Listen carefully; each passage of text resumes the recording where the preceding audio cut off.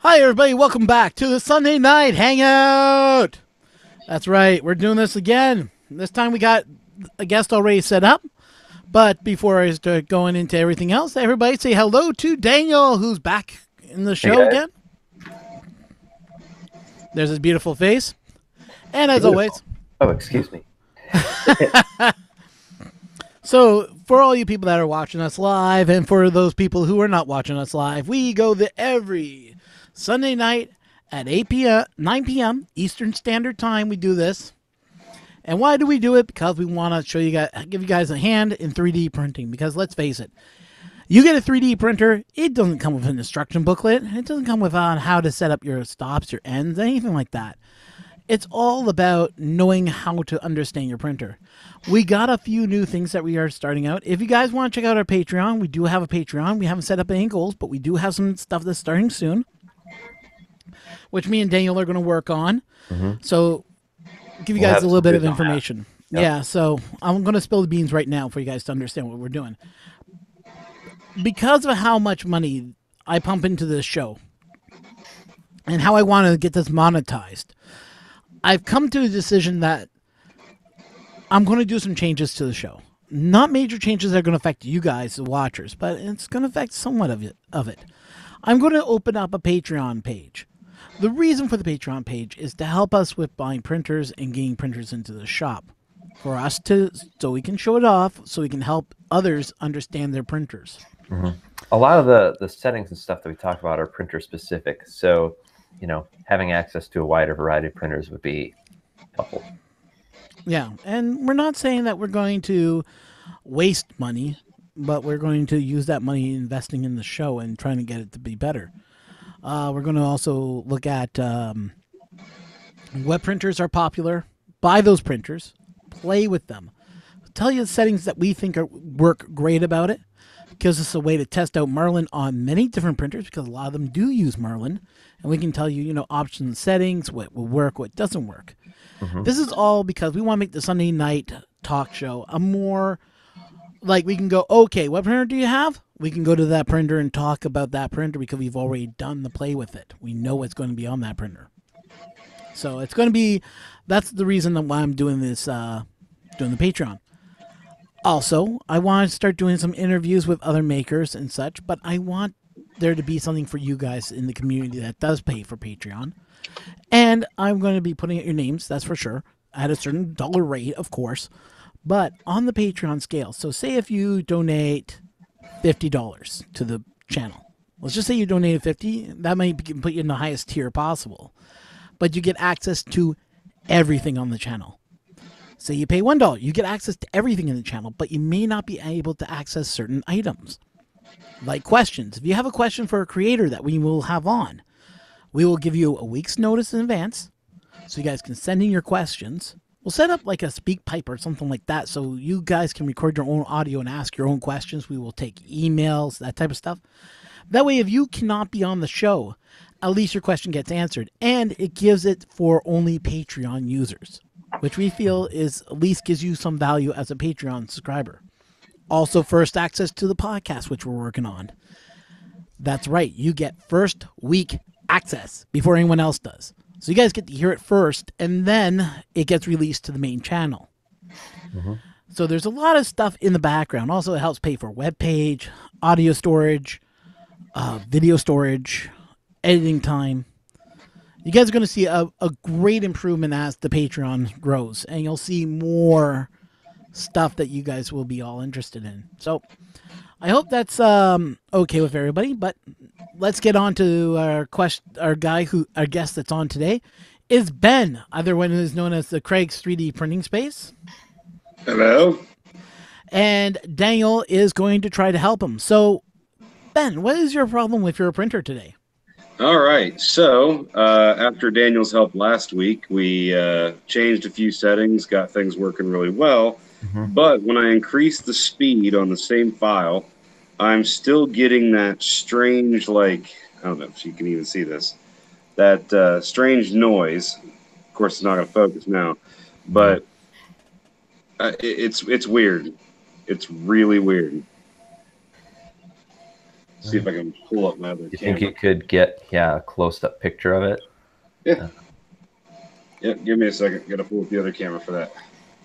Yeah, I'm starting to think your live camera gives you a better view than your other camera does. Well, I'm using my phone for the front view.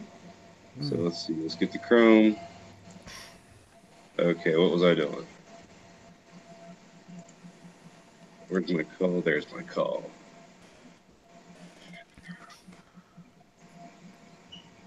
So turn off the screen share. Let's go. Okay, I'm gonna make this big for everybody to see it. Okay, so it's still showing the wrong darn camera. No, we saw the X. Yeah, that was I right. started zooming in on it, and then when you moved it, Oh. everything went blurry. All right. Just hold it All right. still. Back it up just a little bit. Then the camera falls. The light looks really good, though. All right. Okay. Yeah, that's Those helpful. are sitting there. So we can see how the light hits it. Excellent. The X, yeah, I see the noise you're talking about Yep. along the X line. Yeah, I see it. Yeah. It's on the Y too, in the Okay. V part of the Y at the top. Oh, yeah, I see it now. Mm-hmm. Can I see the top layer? Can you get the light to reflect on that? Just so. Yeah, back it up so it's just in focus. About an inch. You know what? Am I on camera? Let's do it this way, Ben. I think that's good. Yeah, I've seen what I need to see. Okay, Move this so I can use the way I need to. that's a little bit better. Yeah. There we go. Okay, perfect. And then can you show me the Y side again?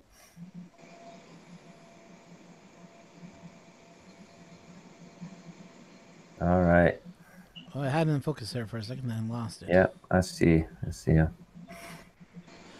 You know, to my eyes, the white doesn't look that bad, honestly. Well, It isn't, but like I said, it's supposed to be sharp corners like in the V part of the Y, and it's not. It's all smoothed over. it's all rounded out. How about the Yep. X? Can I see the X one more time? I think I got it figured out. Back up a little bit. There it is. Oh, perfect.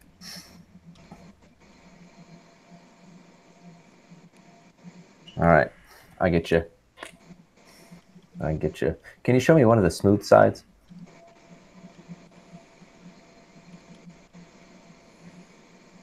And show me the left edge.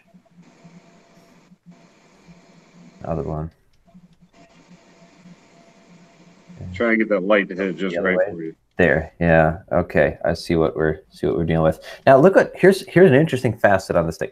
So from the bottom up until the point where the letters start, has a rather different surface texture. You notice that? Yes. Yeah. Ooh. So there's something going on with the tool path there. When it's just making squares, it's behaving differently. Yeah, like I said before, the bottom, I don't know, 20, 30 layers or whatever that actually is, it's almost like it starts wide and then comes up to it. And that's not how it's sliced. It starts out wide and comes up to it like an elephant foot sort of thing. Yeah. You can Yeah, actually so- see it right there. Yeah, I see it. That's generally due to a first layer offset.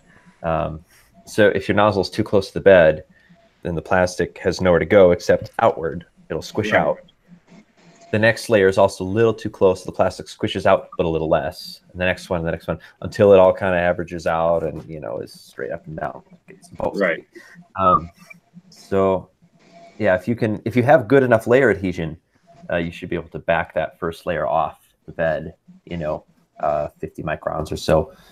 Measure it in tens of microns is the amount that you're moving it. Right.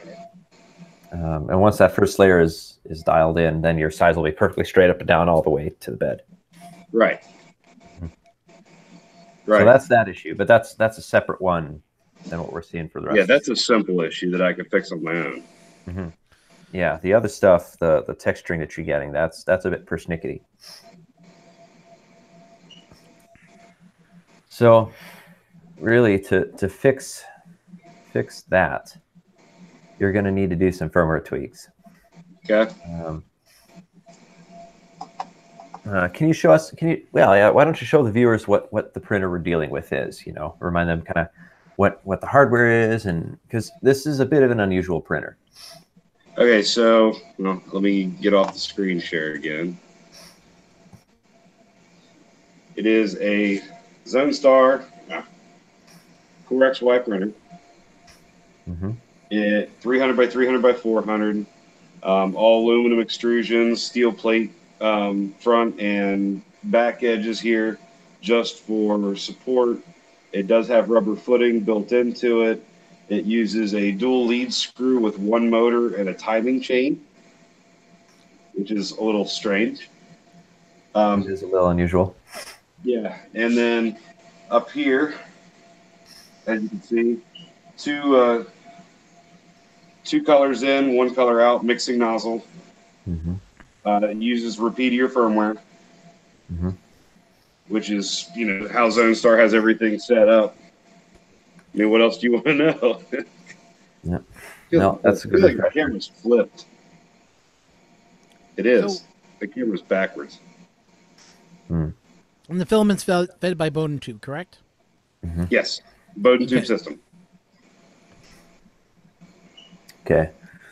Well, I see what we're dealing with now.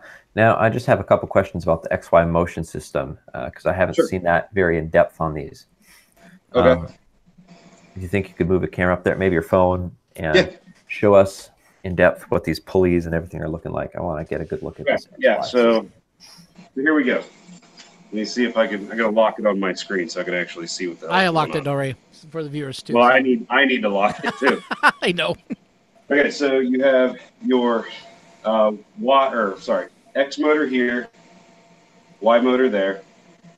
It's two separate belts connected to the carriage. And then based on how they turn is where it's going to end up. Are they two separate planes and they're parallel all the way? There's no plane switching, plane crossing, anything like that? Correct. So the top belt's one, the bottom belt's the other. And it stays that way all the way around. I see. It uses a dual bearing system in the front. And then it has a stepped up bearing. And you can see right there to separate the two. Yeah, I see. Here. All right. I got to bug out for a second, but I'll be back in the stream in a little bit. Yep. Okay, so while we wait for him to get back, looking at everything here. Pretty impressive. Now, you say you can do it to 60 with no problem, correct? Or is it when you're at 60 or higher is when you're getting the issue? When I'm at anything above 20 is actually where my issue's coming from. Really? So at 20 it looks good? Oh, yeah. Wow, really weird. Yeah, I printed one of those baby dragons and it came out absolutely flawless. And then after 20, when it goes to 30 to 40 to 50, you're still noticing it. That's when it gets worse, or does it, or is it standard for all of them? It's everything. Yeah, but is it getting progressively worse when you get higher? Yeah, it does get worse when you get higher, which is natural, but just the problems in general are getting more severe. Okay. So let me write that down so I can pass on to Daniel.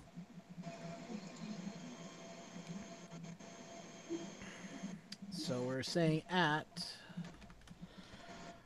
20.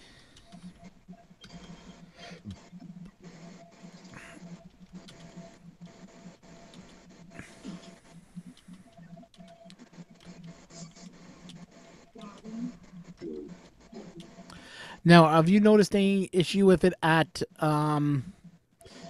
like, doing any other speeds, or, like, not any other speeds, I should say. Did you notice that this started happening after the firmware was updated, correct?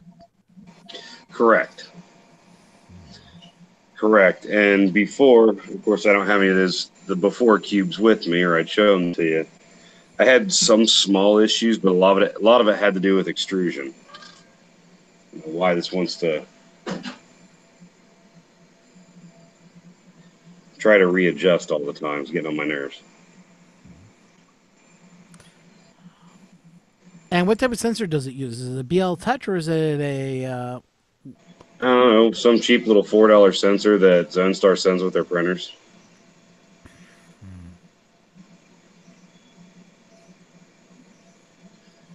It's there, but it's not actually being used.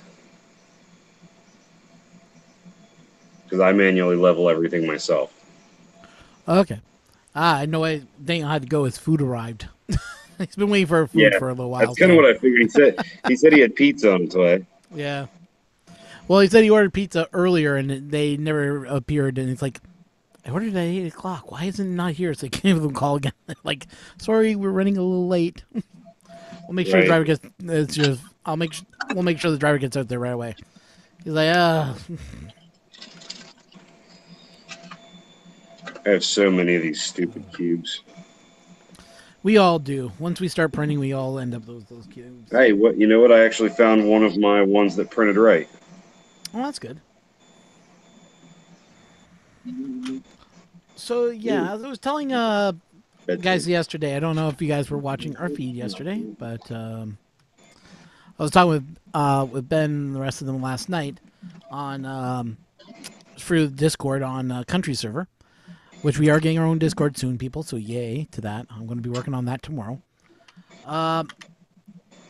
Printed 2 of the battery cases, so I got them both here. Just want to go over wet and dry and what wet filament can look like from dry filament can look. So printing structures, they both look the same. They look they look clean. But look at the bottom. As you can see, this is the dry filament. That's the wet. As you can see, the wet kind of had bubbling going on.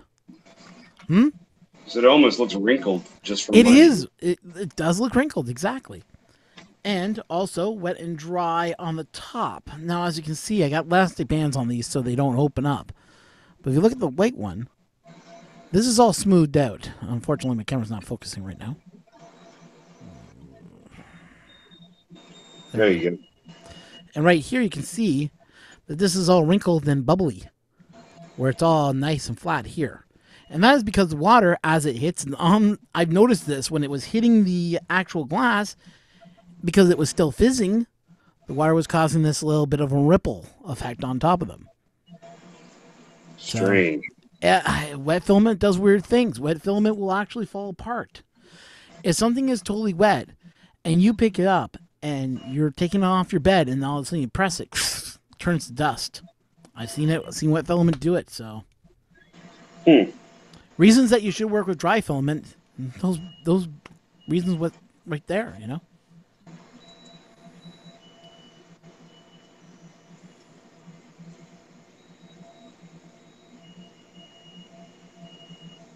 Okay. I was like, wow. Like, Wiley's having some problems with his video camera again. It isn't he? That poor guy. I know. I feel sorry for him. I really do. Man, I hate putting supports on these. Oh, printing supports? Yeah. Do you use tree or do you just like to use regular supports? They're just regular supports because Repeat here doesn't use the tree. I could load it in the mesh mixer and put them on there, but it's still a big pain in the butt. No, I hear you. I hear you. So I know John came back from party. I saw the videos of watching it, dude. You need to get yourself a stabilizer or something on that rig. I was starting to get a little motion sickness. Nice. Not nice. I want to watch more, but I was getting motion sickness. I was like, okay, I'm sorry. I'm getting a little sick and nauseous. I had to, back off. Don't know why my phone was trying to make a call to him.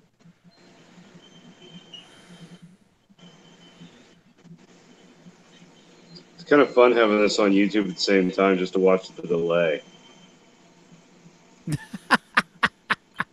Yeah, delay is always fun. Oh, it was Ken's phone. Well, John, you can buy. You guys have a nice big house.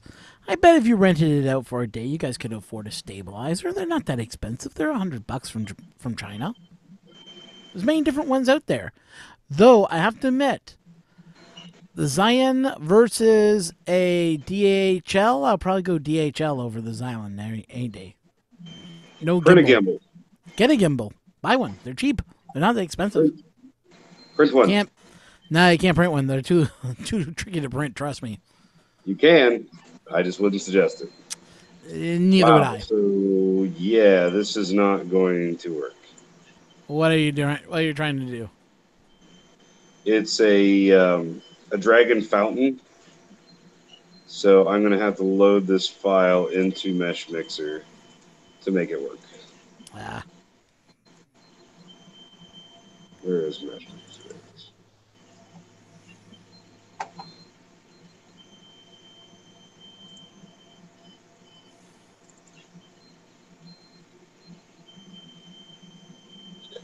Let's see. Analysis.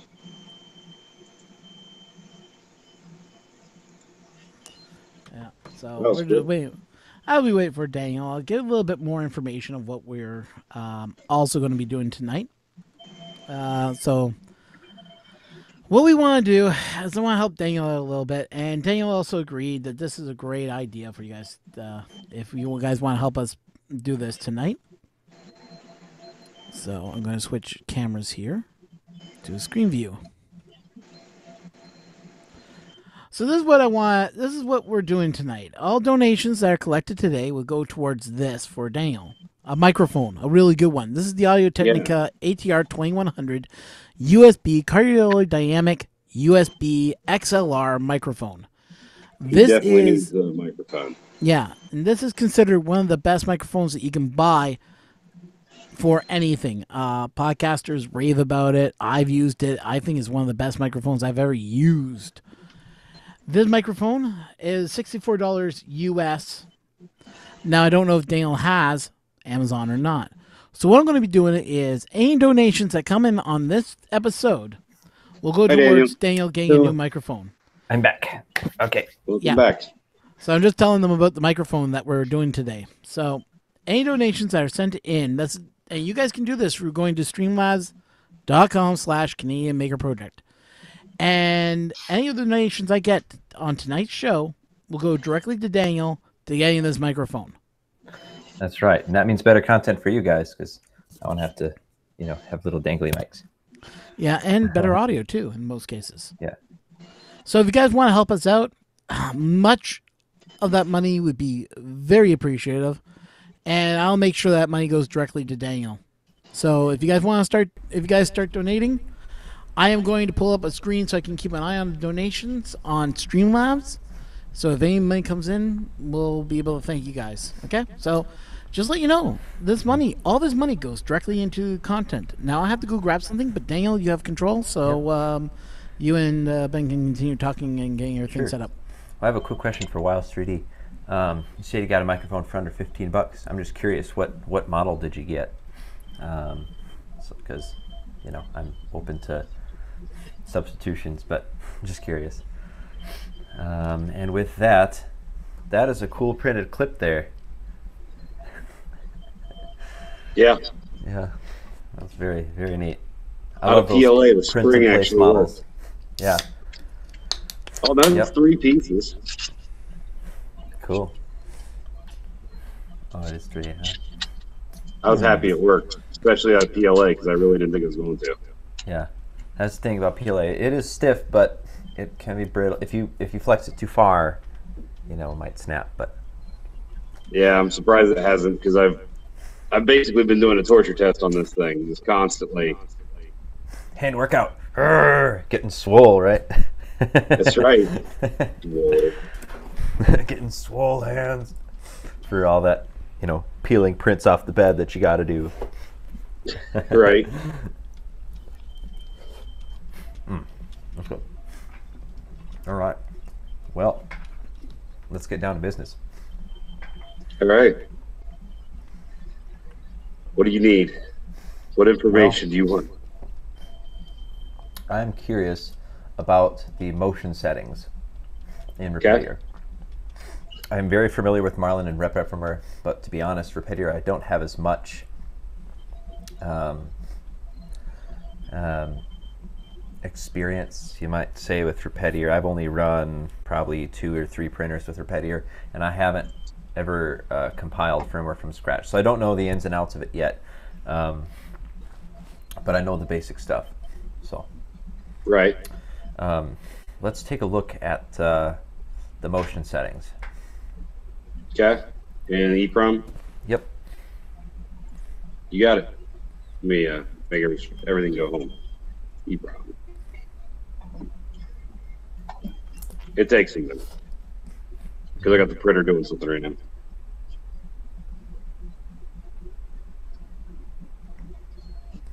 That's what you guys wanted, right? Was the screen to see the computer?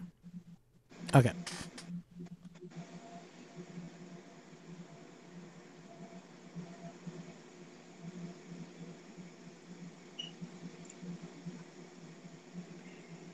Okay, you just tell me where to go. Are the drivers on that DRV8825s?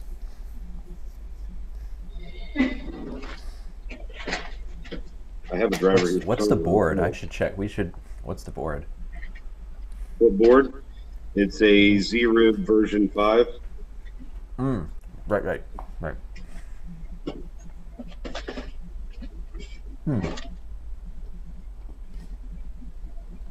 There's my drivers. Not that you can actually see that. That looks like an A4988 to me. But its X and Y steps per millimeter are set to 160, which is typical of 32 times microstepping. So unless they're 0.9 degree steppers, which is pretty high quality and would be kind of odd. Well, that's what's on it. You're right. That's funny. Look at this. The Z-axis maximum feed rate is 4 millimeters per second, but the homing feed rate is 8. My car has a speed limiter topped out at 30 miles per hour, but when I'm driving home, I want to go 60. What? that just doesn't make sense. It's goofy. Yeah, that's not the cause of this problem, but I would increase that Z-axis max feed rate to like 8 as well. Now, I think I see the issue here right away. Okay. Max jerk is 20 millimeters per second. Should be 15, right? Yeah, I would even do 10. I would even do 10. Like 15 is just so high. Let's start at 10 and work up from there. Okay. All right. I'll scroll down. Okay, good.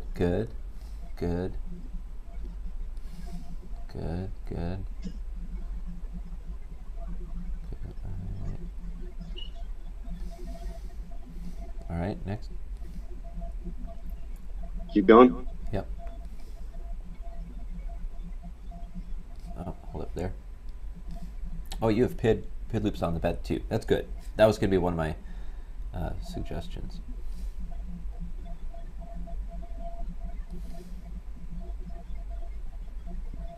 Okay. All right, now let's look at some of those settings. So that's good. Hit OK on that.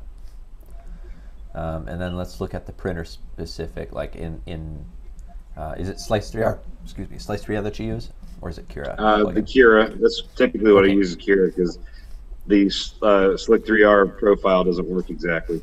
All right. It likes to lock up on this. I don't know if it was a bad download or what.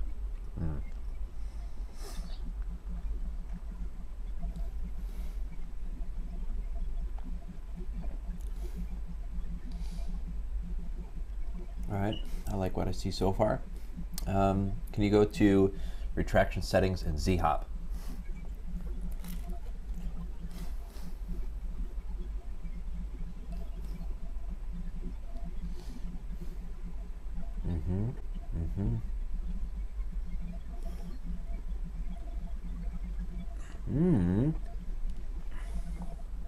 Wipe and prime volume. Retraction on extruder switch. I don't know about that. Well, that wouldn't be the issue. Oh, I see something. Go up. Scroll up again. Oh, no, that's correct. Perimeter before infill. Yes, that's what you want. You want perimeter before infill. Okay, scroll down again.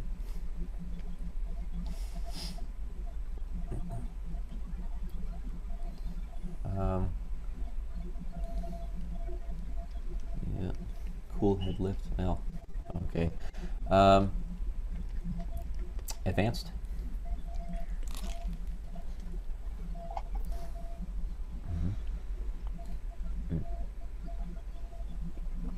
Structures.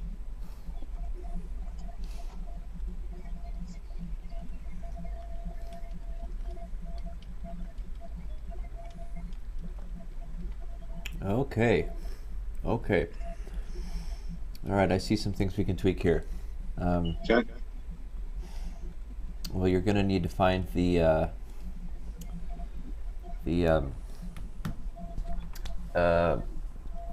extrusion widths, line widths, Cura calls it, which in this particular plugin might be a little difficult to find because Cura really doesn't like changing line widths. It just wants it to be the same as your nozzle size, which is a bit silly because really the optimal line widths are not the same as your nozzle, and you might use a half a dozen different nozzle or line widths in the same print. So, you know. Gotcha.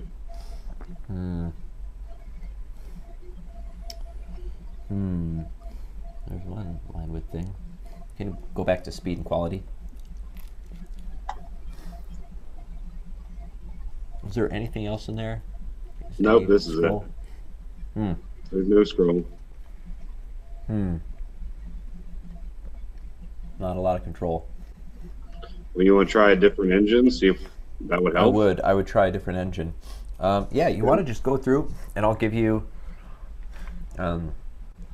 everything I know of, Slice 3R is what I've been using. Regular Prusa?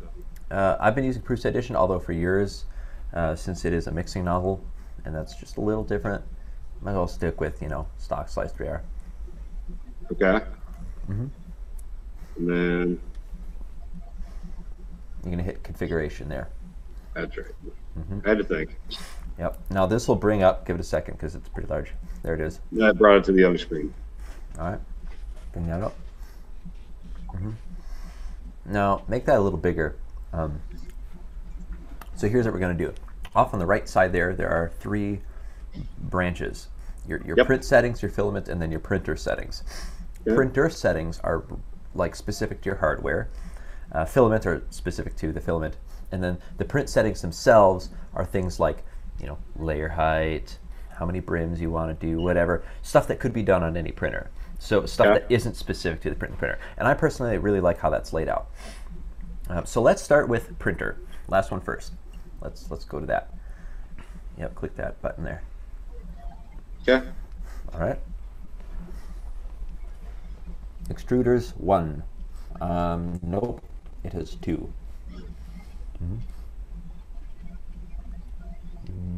Yep, G-code flavor Repetier. That's right. All right. No, go down to extruder 1 and extruder 2 on the left side. Nozzle diameter, is it 0.4? Yes. All right, limits.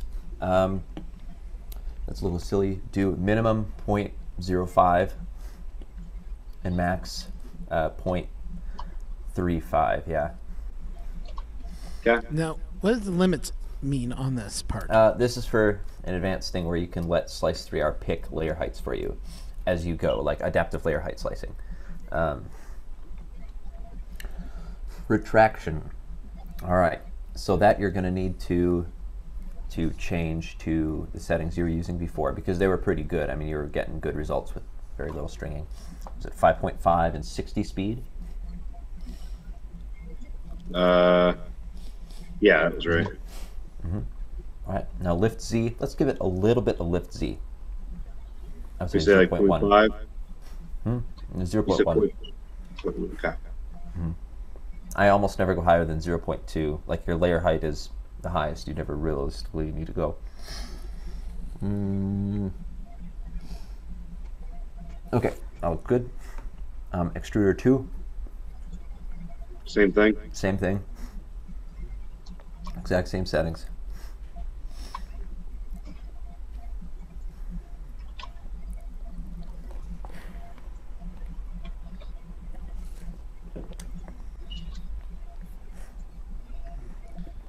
All right. Now go to Notes and Custom G Code, just so I make sure I'm not forgetting anything. Okay, no. Notes is empty. Custom G code. Should be all right. And back to General one last time. Okay.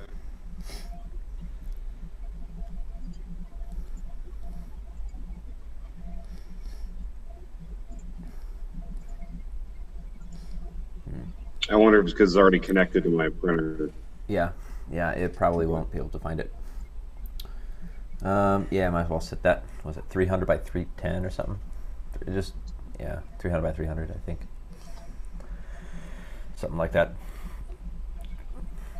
All right, now hit the save icon right next to the up left. Yep, my settings.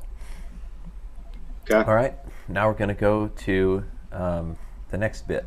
So yeah, you can hit X on that if you want. Now we're going to go, now that you have that set, we're going to go to filament. Yes.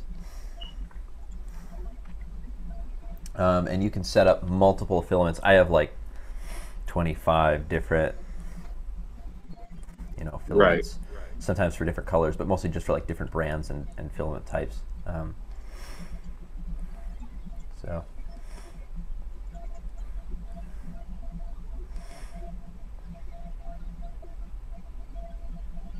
That's pretty much what it is.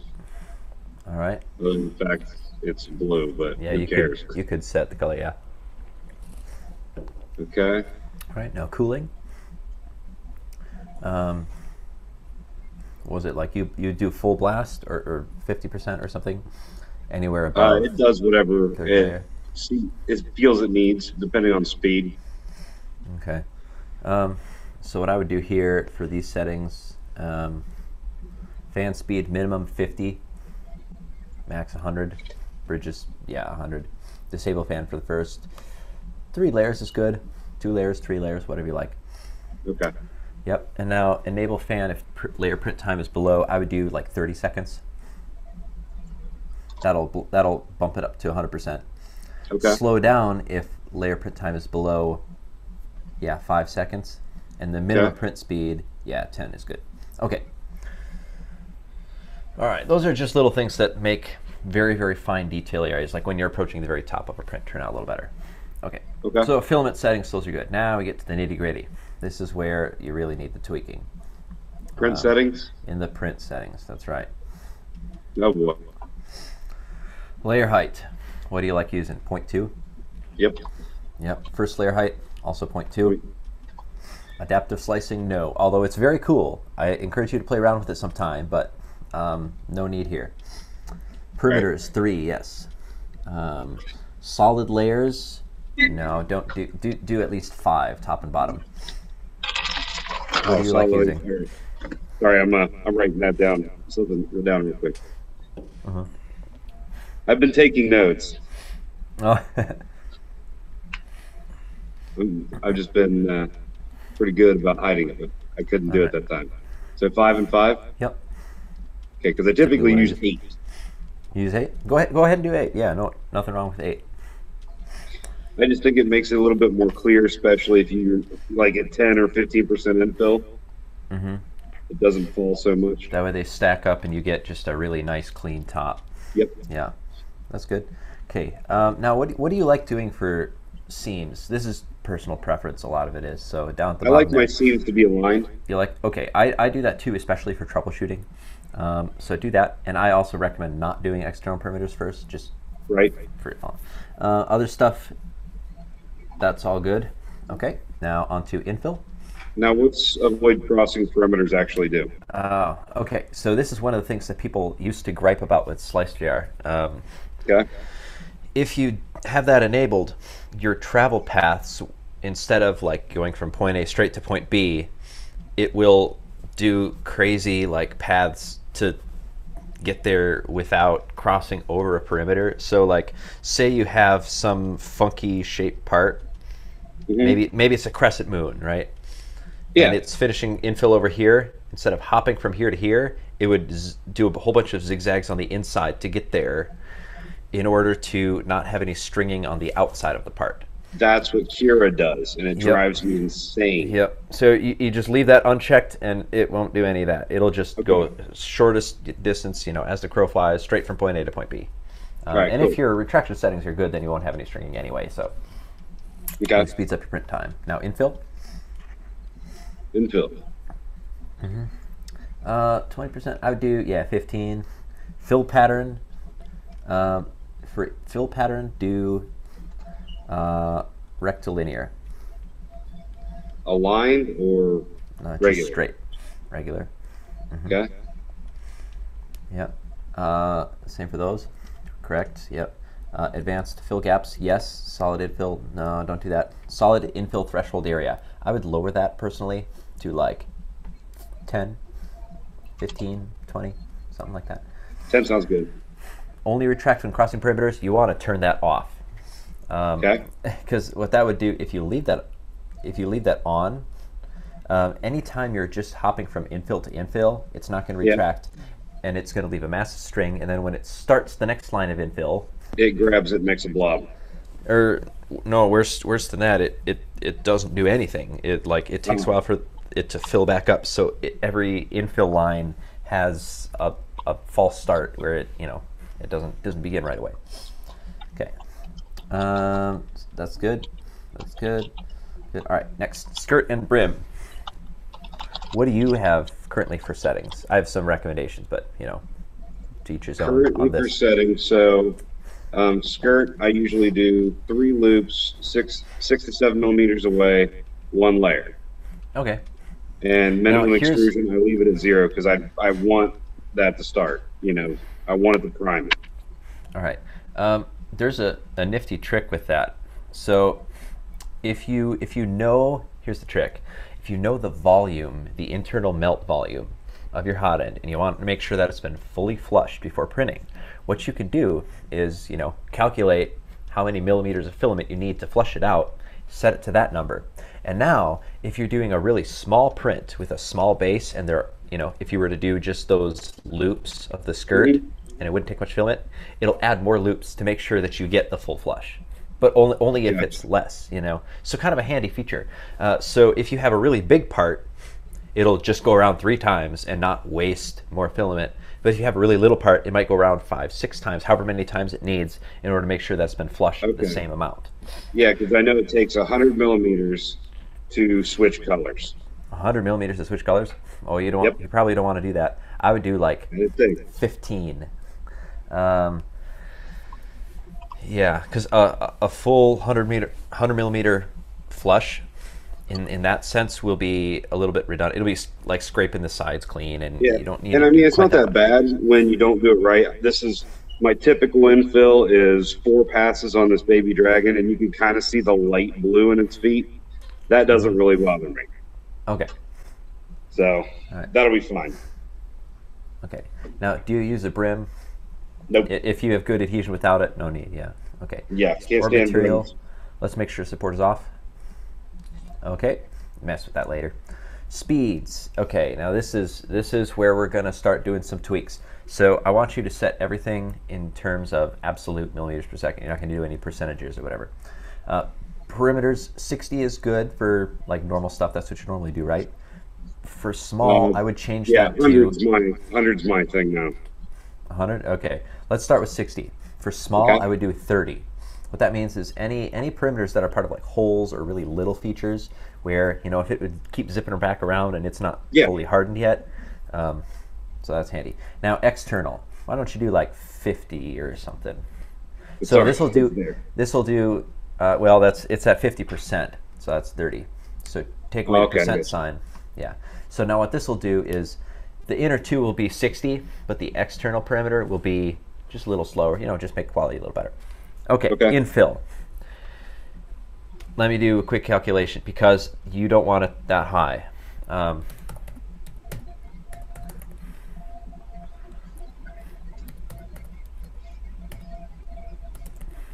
Set it to 60.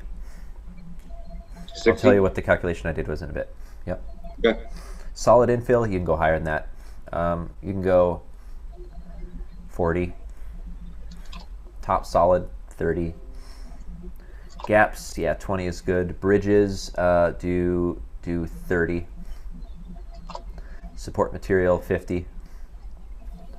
Travel, do 150 at least. That's the max on my printer. It is? Yeah. 150 millimeters a second. Okay, yeah, so that's that then. First layer speed, 30 millimeters per second is good generally for me. That's what I typically use. All right, excellent. And we'll do that then. And leave the other one set to 0. Next Okay. up, multiple extruders. So this is where we get to set up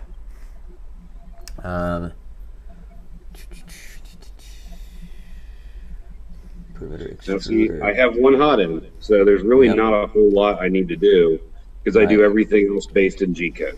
Yes, it does it with virtual, right? Yep. With virtual. Yeah, extruders. I literally edit the software to tell it, okay, at this layer, put 10% of extruder 2 and 90% of extruder 1. All right. And then I just change it whatever layer I feel like.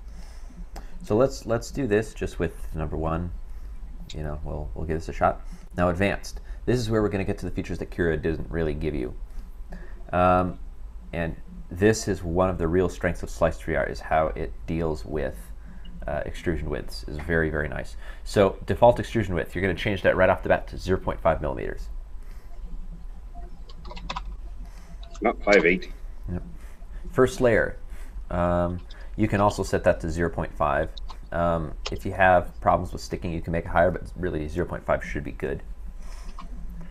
Now perimeters, 0.5 is also a good number here. Although if you want crisper detail, here's where you get some neat tricks. On the outside, you could do like 0.45 if you want. Or if you have really, really sharp overhangs, you could do like 0.55 even. But anyway, like point, 0.55? let's do just 0.5 for now as a good middle of the road value. Okay. Infill. Because I mean, you know my favorite friend. This is my Benchy, and I'm not even joking. It'll turn out better with these settings. Infill. Okay. All right, now this is where you're gonna do something a little different. And this might sound crazy, but I want you to set your infill extrusion width to 0.8. Give you a more solid foundation for your infill. Right. Well, here's the weird thing about this type of infill. So what this one does is it goes every other layer, right? Right. It lays this way, this way, this way, this way. Now, that's fast. It doesn't take a lot of time to print. But the thing is, if you just do it naively with your standard extrusion widths, and it lays at this and it lays at this, when your next layer comes on top, you've actually got 2 layers worth of gap between your nozzle and the bottom surface. Okay, yeah. Right?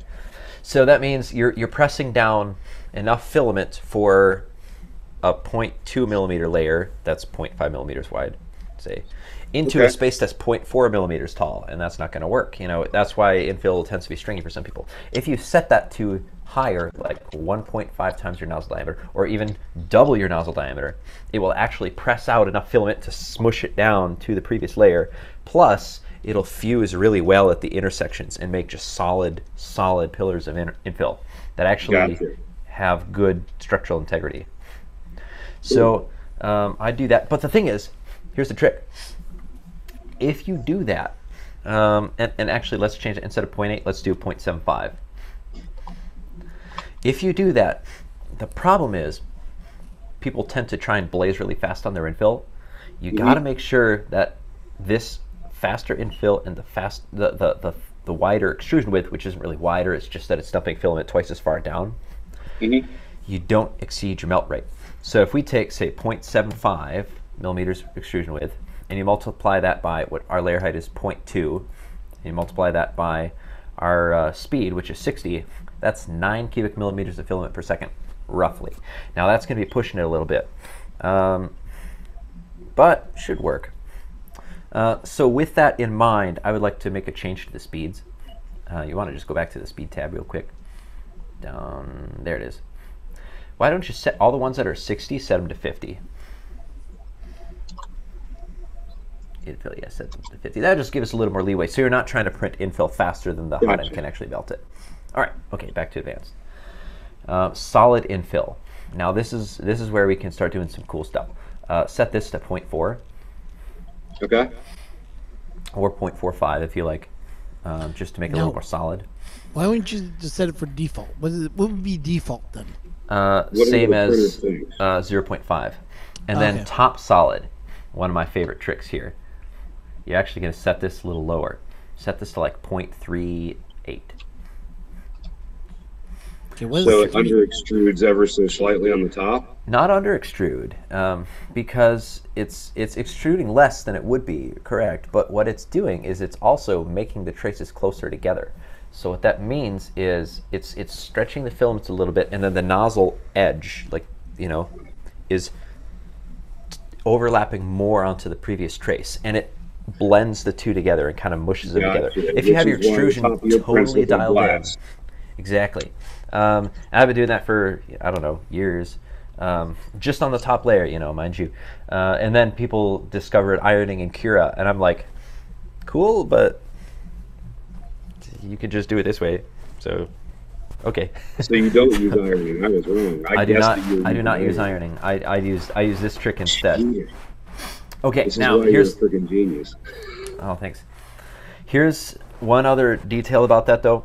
If you do that at thicker layer heights, imagine trying to do that at like a 0.3 layer height. It's not going to work so well because you're laying down a round bead, and so if you're doing like really thick layer heights, you kind of need to have that top infill extrusion width be. Anyway.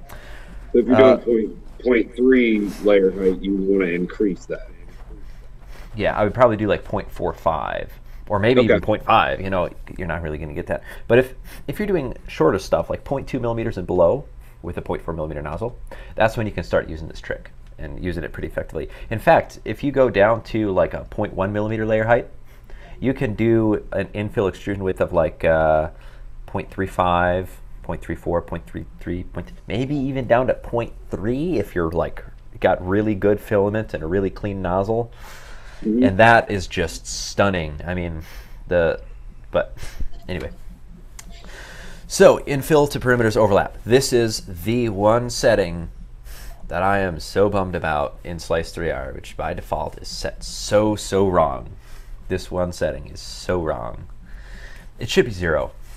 It should be 0, but for the first time dialing in a printer, using a slicer, you might as well do like 5% just to give yourself a little bit of leeway. But 55%, that's just crazy. That's, it's over extruding by an extra like half of a trace worth around the edges. Is that what causes zits? Not zits per se, but issues. Specifically, the top layers will have raised wagon ruts around the edge, and it doesn't look good. Bridge flow ratio 1 is good for now. All right. Output options, you can click that, but there's nothing really in there. Notes, nothing really in there. Shortcuts, nothing really in there. So hit save, and we're ready to go. Okay, so get out of here.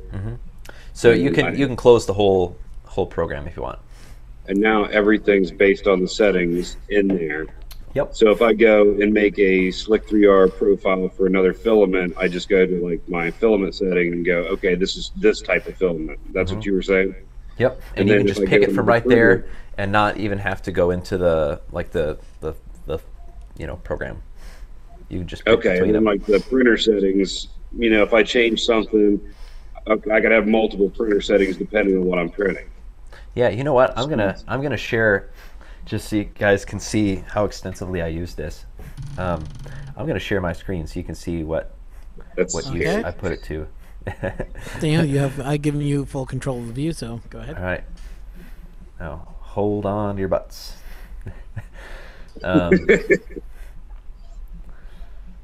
So here are all my print settings, and I have many of these set specifically to certain printers, like dialed in. Here are all my filaments, or sorry, my printers. Here are all the printers I use. There. Jeez. Here are all of my filaments. I actually went through and cleaned this out. I deleted a couple that I don't use much, or stuff that I've used up. So when I'm slicing most things, I don't have to do anything. I just put my model in there. I click, okay, what do I want my settings to be? What printer am I using? What filament is it? And I'm done. Boom, poof, you're ready to go. So that's pretty handy, if you ask me. Just the way it's laid out, it's nice, It's awesome. Yeah. That's a long time for this cube. Yeah. Most of the time it's done in 11 minutes. Let's just put it that way. So, although you're I'm using cool with using 2 perimeters most of the time, right? On this one, yeah, thereabouts. Man. Okay, you could do that. You could go into the settings. Go into the print settings you just created. Okay. Back in here. Mm-hmm. Just to shorten this cube up, we're going to do a couple things. So you're going to go to print settings. Mm-hmm. Okay. And you're going to go to perimeters, knock that down 1, so it's 2 perimeters. Yep, there it is. Now, what does 2 perimeters versus 3 perimeters give you? So the number of times you go around. If you have 2 perimeters, you only have 1 inner one before you see the shell, which isn't a whole lot of time to set up a stable flow regime. If you have 3 perimeters, you have quite a bit more strength too. Okay. Now, horizontal shells, let's chop that down to 6. The solid layers, top and bottom. Okay. Just to speed things up, because it'll turn out well. Let's go to speeds then. I'm just thinking, why don't you put small to 40, say? Okay. Top solid to 40. I mean, it doesn't have to be like super fast. I'm just saying some of my best prints came out at 100 originally. All right. Well, let's hit this. Hit save on that. That should be good. That'll save you a little bit of time. Okay. No worries. And then just X out. Mm-hmm. 17 minutes. Okay, that's a little better. That's not terrible. So let's go. Oh, wow. The perimeters look different. I'm so used to it being squared off. Oh, wow. What's that? The perimeters here are typically squared off. Yeah, in Slice3R, it loops them as a gentler radius. Just, Which will probably stop some of the blobbing failures that I end up with. Probably. I know. So go ahead and give that a shot. Oh, one other thing. Let's look at that top layer, because this is kind of neat. Look back at the reflection of the top layer. See, do you see how the extrusion widths are different for the perimeters and the infill lines there? Are you talking about versus the one I have versus what's on there? No, just you can see that the distance between traces in the infill is small, and the distance between traces in the perimeters is wide. Yeah. Yeah, and that's good. It's giving you what you want in both places. It's giving you wider, thicker perimeters that set up a stabler outside and push filament outward sideways, which will give you more consistent flow. And then for the infill, it's doing that trick I mentioned. So give it a shot. Yeah, I'm actually kind of interested in the infill, so I'm going to look at it. Mm-hmm. Yeah, look at the infill halfway through.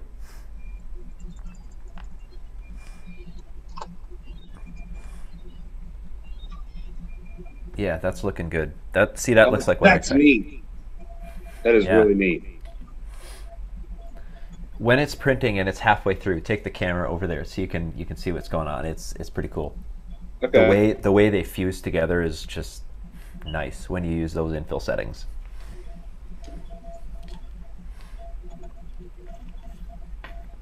There we go. Here, I'm gonna get off for a second. I'll be right back on. Alrighty.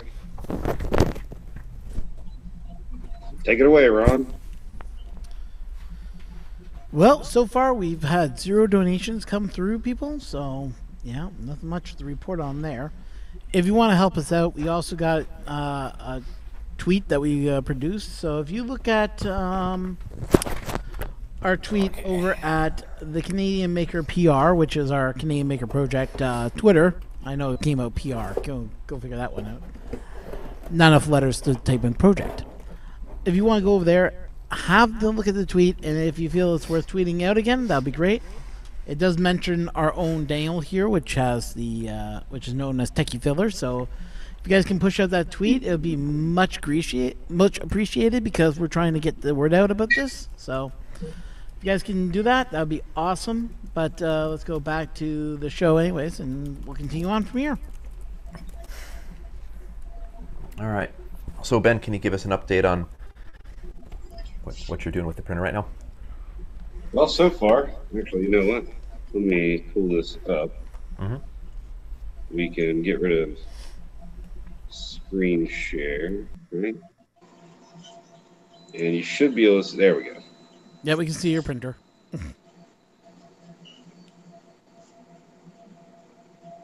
My problem is I have an addiction to blue filament with blue painter's tape, so I apologize for that in advance. Any reason why you haven't gotten a mirror or anything like that? I mean, so far, it's looking pretty good. A mirror? Yep, mirror printing. I'm not made of money. Mirrors are cheap. What, they're like, what, $18 for a 6? Well, Mm-hmm. Yep. They're pretty I cheap. also have like 4 of these to put on. Oh, then you should be putting those on. I will once I get this dialed in. I'm not going to ruin it. Yeah.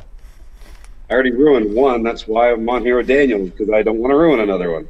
I see. So, anyways, while we're waiting for that to print out, I did get some mail today. Well, mail a couple days ago, and I wanted to wait until today to open it. So, What did you get? got a letter actually. Let me go back to my view here. Got this letter in all the way from Malta, and we know who's in Malta. I don't. 3D Maker Noob. No. Oh, cool. Yeah, so he sent me a piece of mail in the mail. So let's have a look at it, shall we? Mm-hmm. Oh yeah, exciting television, isn't this all? So I am watching everything that's going on Twitter and everything else. So if you guys want to help us out, like I said, Twitter, go to Canadian Maker PR. Daniel, you might want to check it out also because I actually added you onto the into that tweet. Sure. I'll check that out. Okay. So let's see. Got the 3D Maker mural sticker. To help support the mural making. And this is interesting. So here's the Magic Goo that he was talking about. The Magic Goo is sponsoring him. Check out the back there. There's the 3D Maker Noob logo. Cool. Yeah, so he's getting sponsored by Magic Goo. Nothing else in the mail, though. I was expecting like a letter saying thank you for your support. Nothing. Oh, well. But that's nice, though. You know, get a nice little sticker. Now I can stick that onto my laptop. Yeah, very cool. I got another package of Magic Goo, so yay.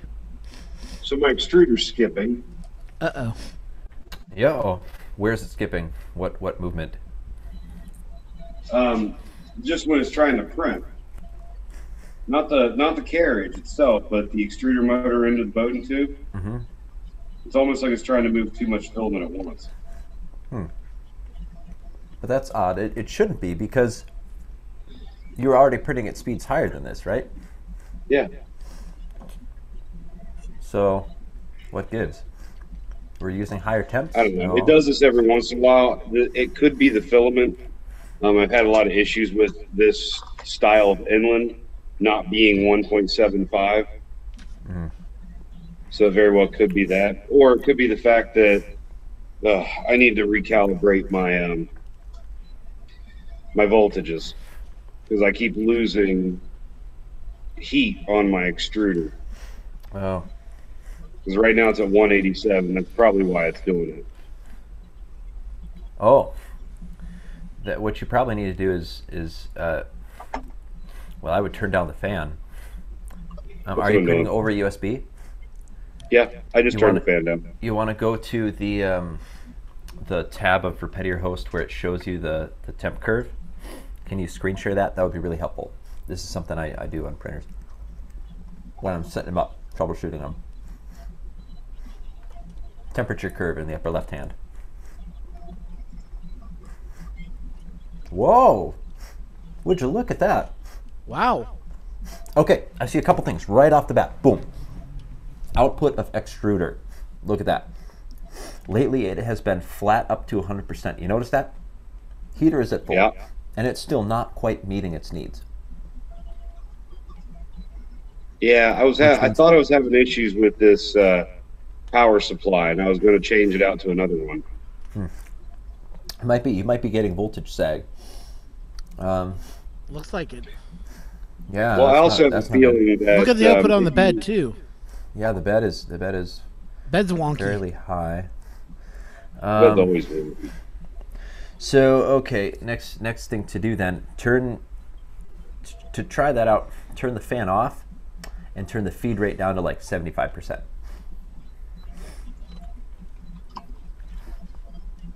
And hit OK. And now this should lower the amount of draw on the hot end. Right.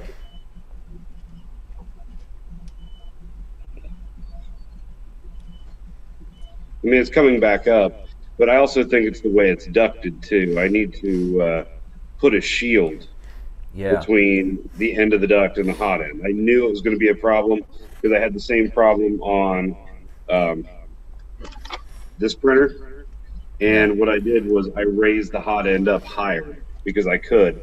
This one's already as high as it'll go.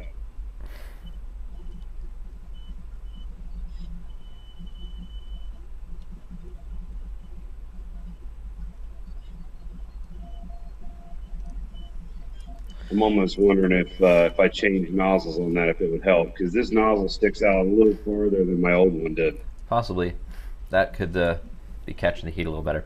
Okay, so what you can do now, turn the fan up to, I don't know, 50%. And let's see if it can handle that.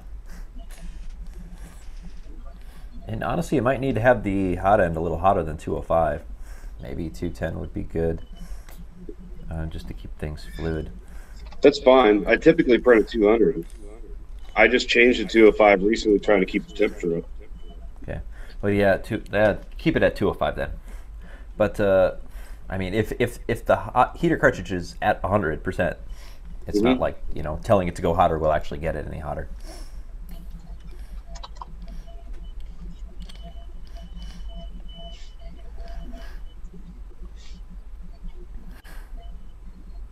Okay, yeah, it looks like the fan is quite a bit of draw. It's kind of struggling with that fan. Oh yeah, this print is all kinds of wonky. So we might have to revisit this down the road, but definitely got an issue on the power supply. I do know that. I was afraid of it. Everything was working great, but you know, there was a few things I'm just like, maybe I'll get lucky. No. Yeah, this is PLA, right? I would lower the bed. Turn the bed off for a bit. Turn down to 40 actually. For something the size of a 20 millimeter cube, 40 is fine. So what this will do is this will turn it off for a little while and might let the board put a bit more current into the hot end. Gotcha. If the heated bed was kind of being too greedy for that.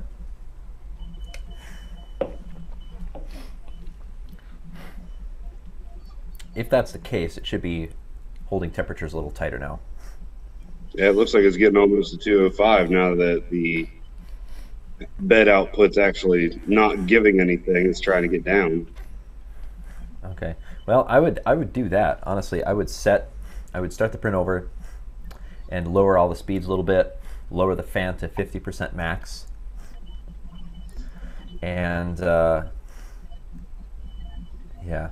So let's go through all that. And these will be quite conservative settings. You'll be able to push them higher, but it'll be tricky for now. Before we go into that, let me just turn off Ben's sharing here. Ooh. Oh, yeah, that was a little bit freaky. Okay. You are My bad. scarring, Hold on. scarring, A question scarring, came up scarring. on this, and he's like, this comes from Nax 3D Designs. If he's spraying PLA, he could turn off the bed. Was a statement. Now, is that necessarily? Would you have to turn off the bed? Would that improve it, or no? You could, although yeah, it won't stick as well. So might as well have a little bit of bed heat, but not so much that it's, you know, really struggling. The power supply is really struggling. So first layer 50, other layers 40. Yeah, that should be good. Okay. Cooling 50, max 50, Bridges fan speed 50.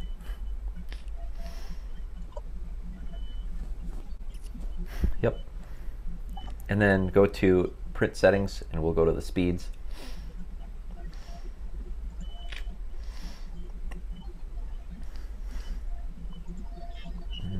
Let's make all those ones 40. Perimeter is 40. External 40. Infill 40. Well, yeah. Support material 40. Although you don't have any, so that's fine. Yeah, that should be good. Okay. You want me to restart it? Yeah, restart it. Yeah, NAK 3D Designs. That can work for PLA, although keep in mind what you're setting it up for then is you're starting it expanded, and then you're allowing it to shrink as the print goes on. For anything large, that's not going to work out so well. But for anything small, that can work great. You know, just let the residual heat do the rest.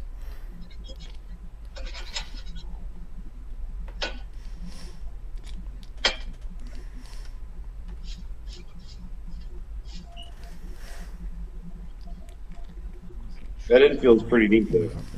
Isn't it? Yeah. It's so cool. It's such a neat technique.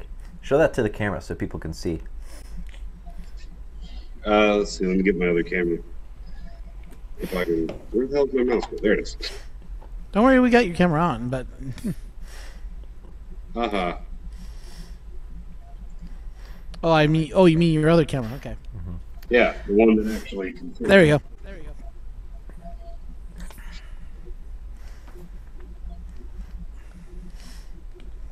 Come on. A little farther away. Focus. I think you should hook up on everything. Now, is that a square infill, or is that actually supposed to be a triangle infill? Square, yeah, at 45-degree diagonal. Okay. With, there we go. Yeah, it wasn't Look at keeping this up with the melt rate. Yeah. It wasn't keeping up with the melt rate. But you see, it looks pretty solid. Oh yeah, it's solid. What about now? Someone was saying that he Sides look runs his nasty. at according to Minnesota Maker. He says he runs his infill, so he runs inland at 215. Now I run most of mine at 200. Now would that be better? Now this depends heavily, very, very heavily on the specific inland filament that you have. They've changed suppliers, they've changed resins. The filament is quite different now than it used to be. Now it's a PLA Plus, which is, it might be NGO 3850 polymer. So, not sure. It's garbage. It's garbage? The PLA Right. Plus is garbage. The colors are better. Don't get me wrong. The colors But- are better? Because the colors are better, it wears out your nozzle quicker because there's higher pigment in it. No, that sucks. Yeah, it's annoying as hell.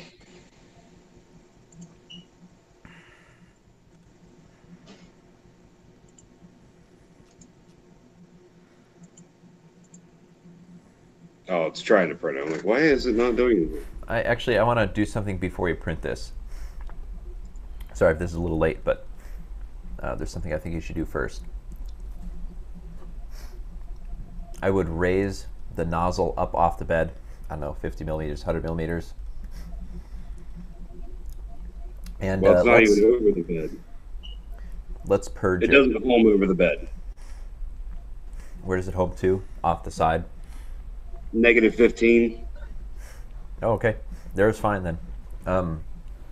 What I want you to do is raise the temp to 220. You gonna do a clean out? Yeah, I figured it's about time. Yeah, I agree. I think it's about time. Fan is off. Good. Put your feed rate back up to 100, by the way. And then, yeah, click the button that makes it feed 100 millimeters of filament.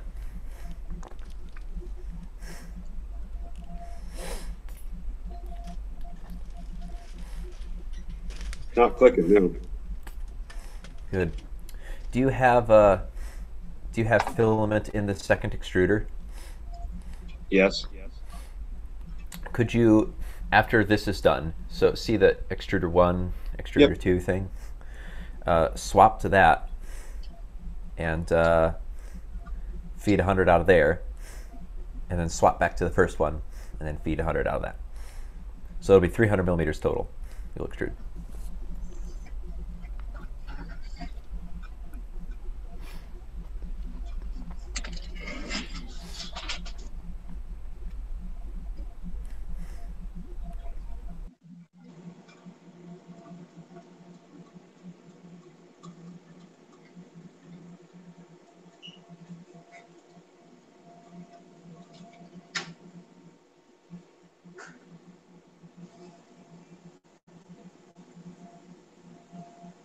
There we go. There's my air bubble. This happens every once in a while. I get an air bubble between the two filaments. That's interesting. Makes sense though.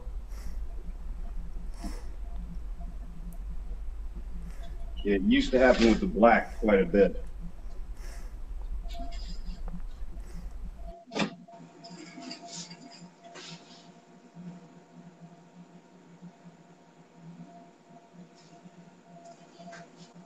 All right, and then back to extruder 1 and another 100.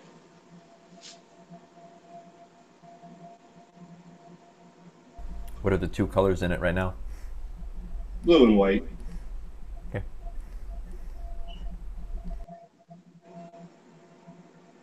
I changed back pretty quick, so it must be. I forgot we changed the retraction setting so it doesn't retract the same way that it does in Cura.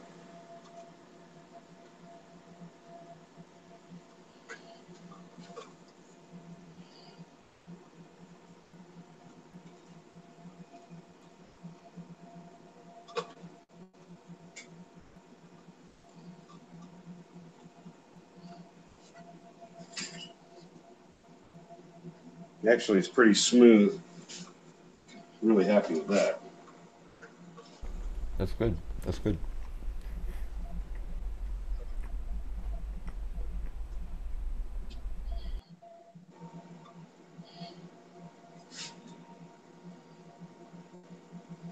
Smooth and it's strong. That looks All right, good to you? I guess we're ready to print now.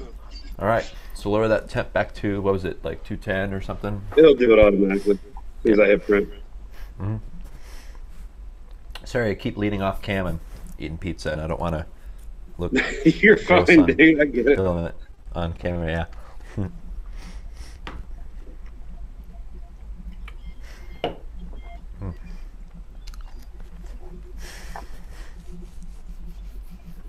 Pizza and beer. It's a good combination.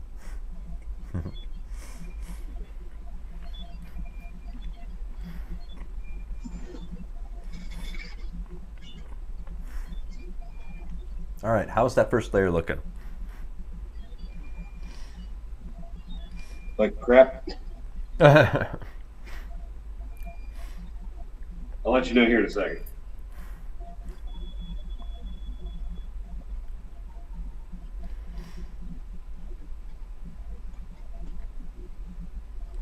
Yeah, it looks terrible. Okay. Can you bring the camera over there? Pause it, scrape it off, whatever. I just want to see why it looks terrible. Got to know what it's doing.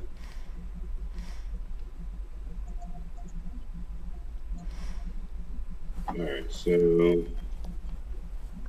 oh yeah, nope, wrong one. Stupid.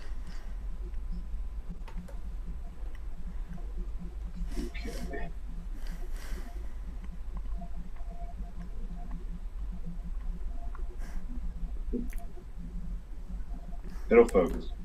There we go.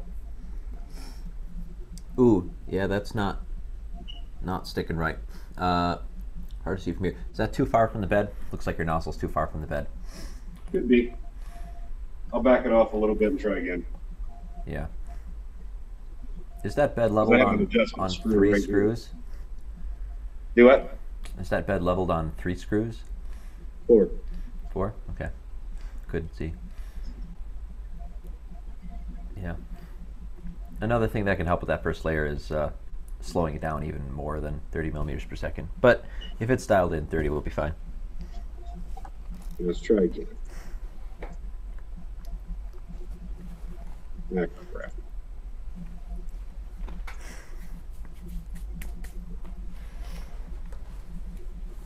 Yeah, it definitely wasn't hitting the bed right. Okay.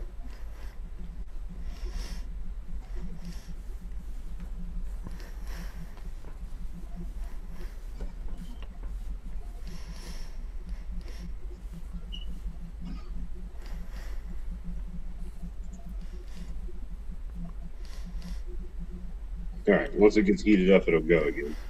Mm-hmm.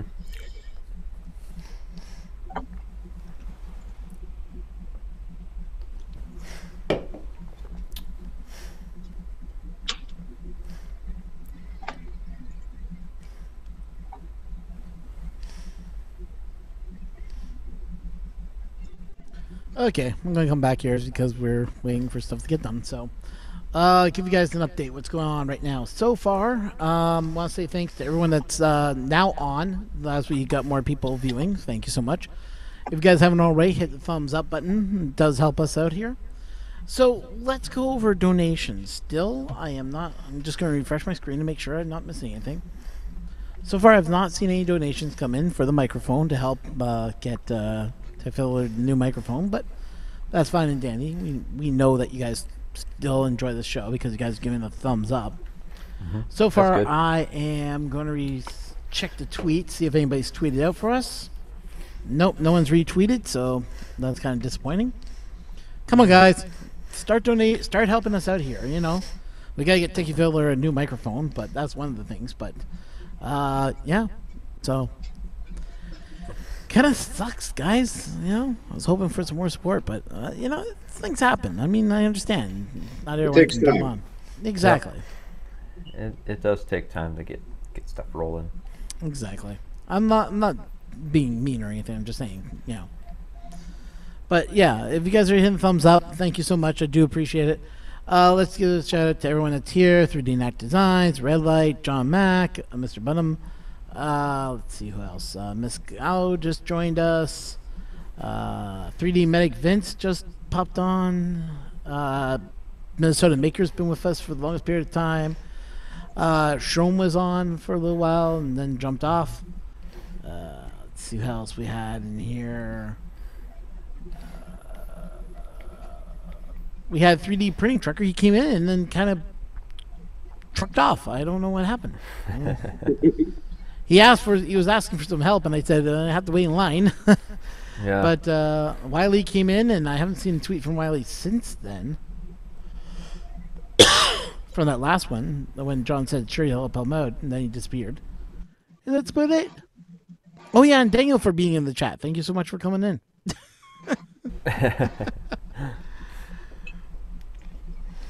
But guys, honestly, I appreciate everyone that's in here, you know, helping out, you know, chatting in here. I know I haven't been chatting much, I haven't been talking much, but I'm kind of like monitoring everything that's going on in the background here, and I'm trying to fix a little issue that just popped up. So if I'm not chatting that much, guys, it's because I'm taking care of like 30 different things at once.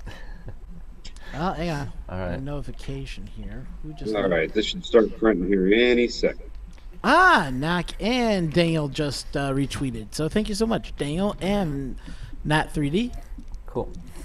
Yeah, Okay. So, What changes did you make, Ben? I made it go closer to the bed. Okay. How'd you tweak that, by the way? What's your workflow on that? Do what? What's your workflow on that? How'd you do that? physical end stop? End stop. Or okay. Physical end stop right here.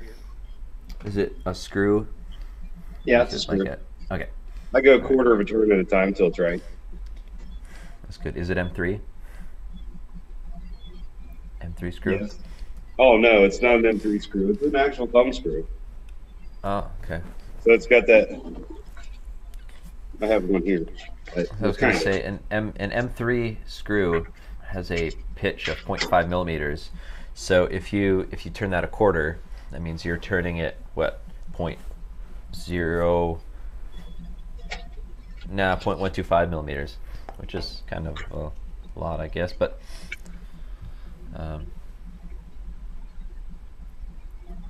I'll give you an idea of what it looks like without moving a bunch of cameras and stuff.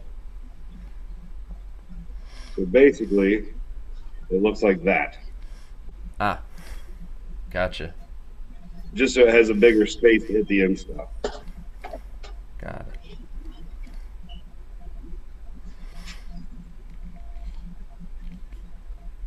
Well, that's much better. I'm going to let this one print. Good. That's very good. So do you have a lock nut or lock washer or anything underneath that so it Yep. stays? Oh yeah, and trust me, it stays. It takes quite a bit to turn it. Okay, cool. That and there's thread lock on it. Oh, yeah, you're not messing around. Nope. Once I get a printer honed in, everything gets thread locked to hell. That's good. That's good. Not a big fan of what they call Blue Jesus, but oh my goodness, it's great stuff.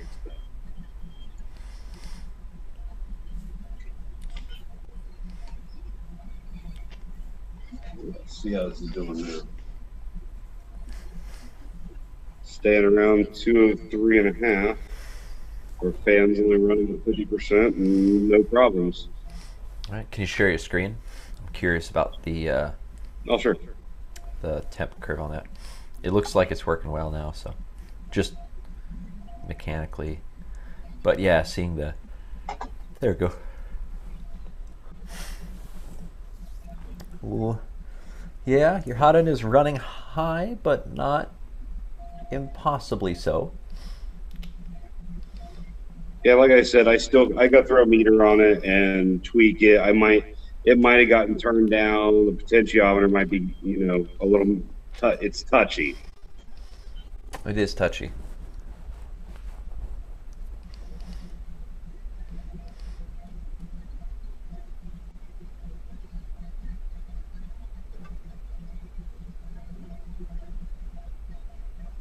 Just the difference in the two prints is interesting. Mm-hmm. So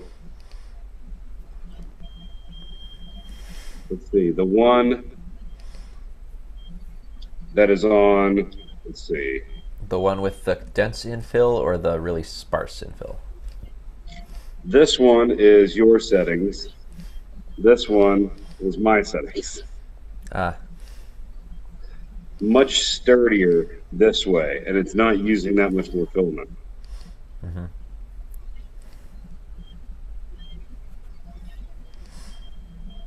Just some tips I've picked up.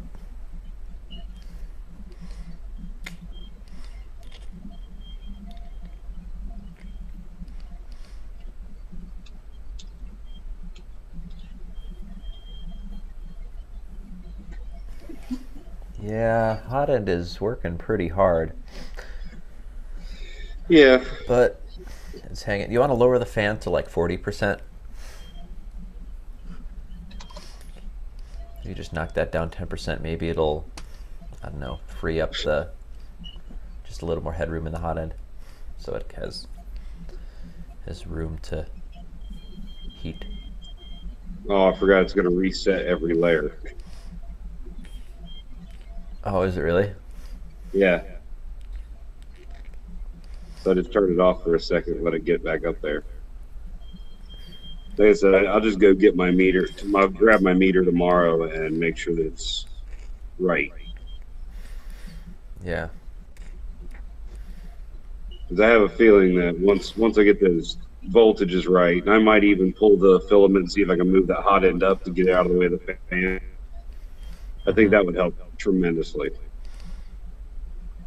I never liked the way that thing's ducted anyway.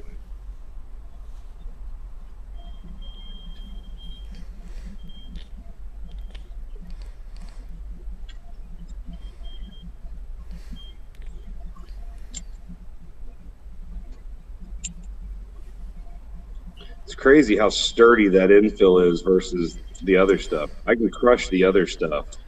Yeah, just with your thumb. Yeah, Spongy, you know? Yeah, I can't crush the stuff that you had me do. Nope. Nope, it's solid all the way down. And the posts, the pillars, right, where they cross, Yeah. are so Really? smushed together because that's the only part where you're actually extruding that extrusion width, you know? They're like needles. Yeah. It's really creepy. I stopped these at almost the exact same height. They're two different prints. One was from like a week ago. Huh. You are the print whisperer. You just knew. Like, he's got one on his desk I can compare this to. I know it. I just know it. I just know it. All right. Thanks for stopping But in, the X Minnesota is a Maker. lot cleaner. It's not perfect, but it's cleaner.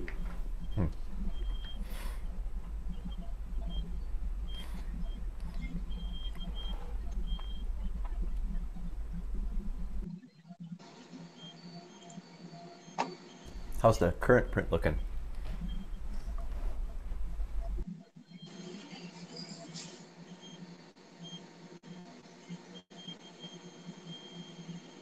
Looks like the corners are really good on this one.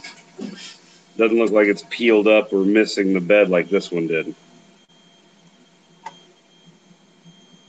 Gotta pull up my other print and get it started.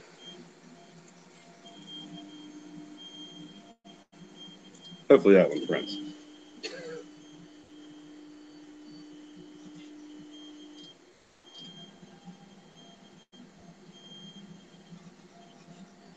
So 13 more minutes on that one.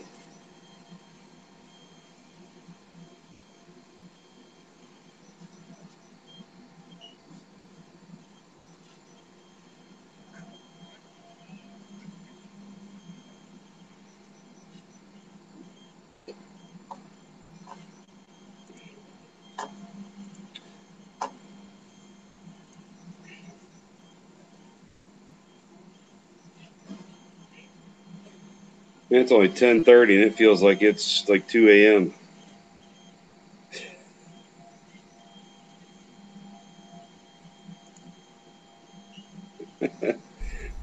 Enjoy that pizza. I'm Enjoy. tired. And it's going to be a long week. Oh yeah, yeah. I mean, I might let this finish, and then we'll just halt this until Recharge. I can get a meter on it. Mm-hmm. But we can at least get an idea of quality, you know. Yep. So you How's guys the figured out surface what's going finish on? on the side looking? Well, yeah. I have some suspicions about the hot end and the way that Cura deals with extrusion widths. So, Yeah, we got some traction. We got 2 more people tweeting out for us. oh, cool. Husky Driver just retweeted the tweet. Same with Bill D. It liked our tweet. Let's go to the Twitters and see what mine says.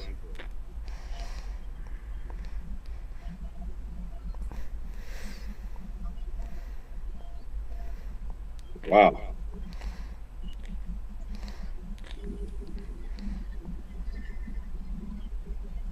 As donations are looking, let's have a look. Husky Driver. Need to pay attention to chat, guys. Many chat comments were ignored. Hey, we got a donation from John Mack of $10. Thank you so much, John Mack. Oh, that wow. $10 will Thanks, go John. directly to Daniel so he can buy that microphone. So we thank you so much. Thank you. Yeah, you should go find John Mack's place and go give him a hug. He lives in South Carolina. You can take it a vacation time, you know? Damn. Maybe you can fix his wiring. I'm not touching that. I'm not good enough for that. That wiring was nuts. See? I'm not the only one. Just razzing you, Johnny.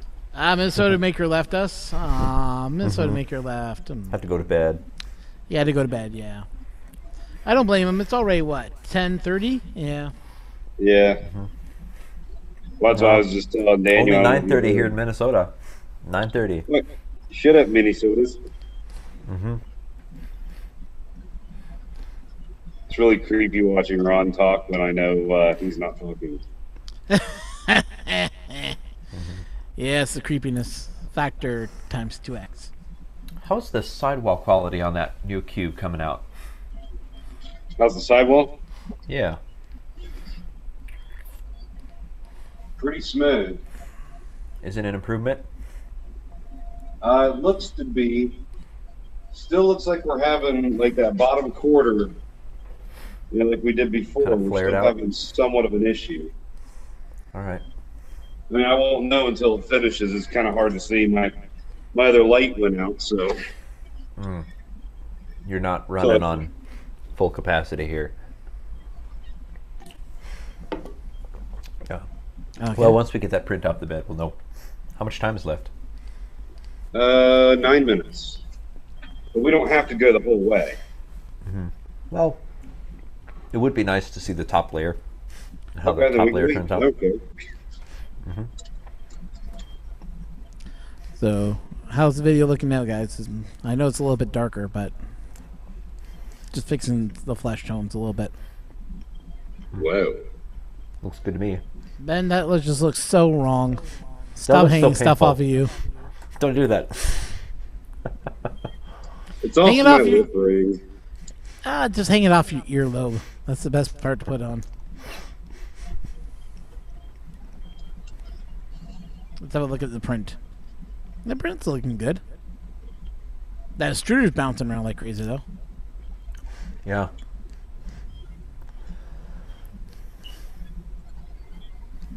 Let's see. I don't think there's anybody else streaming right now, is there? Not that I'm aware of. So we own the Streamverse. Yeah, it's strange. I figured. So more why don't people we have would like be on. millions of people in? Just kidding. Because people don't want to come in I and would watch think us. millions, but I don't know. Typically about 15 to 20. Well, we got That's another about what I have. notification. All right. Huh? Hey guys, Creality just started following us. Oh, cool. I Yeah, told you it would happen. That's good. we That's made good. it. We made it in the big times. Yeah. They followed me, and I don't even have a Creality printer. That's true. That is true. That's funny. It's weird. Say, Reality finally noticed us. I'm looking We are at something someone- on your printer there, Ben. The motor pulleys, are they black anodized? Or are they like black plastic? The motor pulleys. Yeah, like the drive pulleys. Oh, the wheels. Yeah, They're the plastic. tooth pulleys. They're plastic. Yep. Can you lift that up there to see them? That's kind of neat. Sure. I know that's a silly little detail, but Hey, it matters to me. I've just been thinking Good about to- what it would be like to build a printer that's entirely black, like all matching, Ninja black. Hold still. No, I mean the drive pulleys for the Core XY. Oh.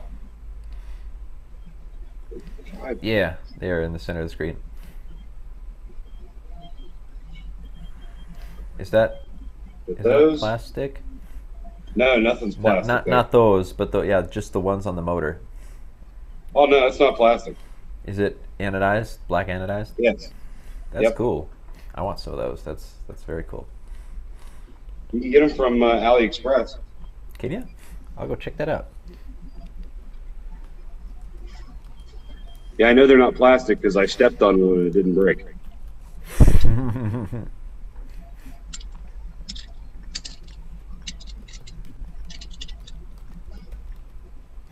Trying trying to bring my printer in on the screen, and I can't remember. I'm really curious as to why this particular camera is backwards.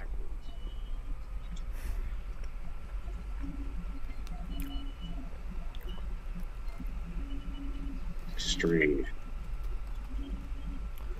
Yeah. If it's treating it like a oh yeah, you can get black ones. Cool. If it's treating it like a selfie, you know, a personal, Probably is. then the thing it does is so that when you look at your own preview like a mirror, you know, it's not confusing. It reverses it for you. But Well, once you get used to using it the right way, that's why I was having so much trouble trying to follow everything. yeah. Because now it's backwards. Right is left and left is right again. Big old pain in my butt.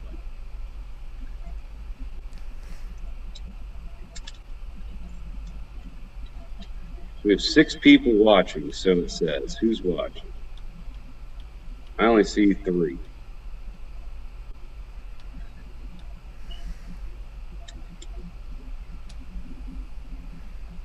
Come join us, people. Come join us. We have cookies.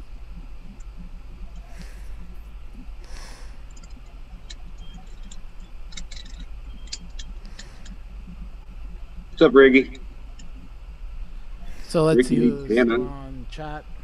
We're gonna pull back the chat and have a look again. So I do see, hey, Tanner, Ricky Tanner just joined us. Hey, Ricky, thanks for coming on. John Max glowing LOL. Thank you so much for the donation. Yeah, we have cookies. We have chocolate chip cookies. Only on the dark side. Of course, Carl now. Cookies. Finalizing my flight info. Where are you flying off to, Tanner? He is going to see his sister. Oh. Oh yeah, your long lost sister, right? Yeah. I'm still trying to get my screen to support in OBS. I'm trying to find where is the camera input that I can pull a camera from an actual website and put it into my video. I don't think it's Windows Capture. It's like video capture device. Go that, but there's I nothing just in do there. window capture and then zoom in on whatever I'm doing. Yeah, well, I'm trying to do this because I got the printer in the other room, which is running off of Octopi right now. So I'm trying to remember what the code is to bring that video in. Oh, you got me. Yeah, I remember how to do it, and I haven't done it in a long time. Mia source, maybe that's it. 3 minutes. Yeah, that's it. No, it's not a local file. Turn that off. Input. No, that's not it. Damn it. No.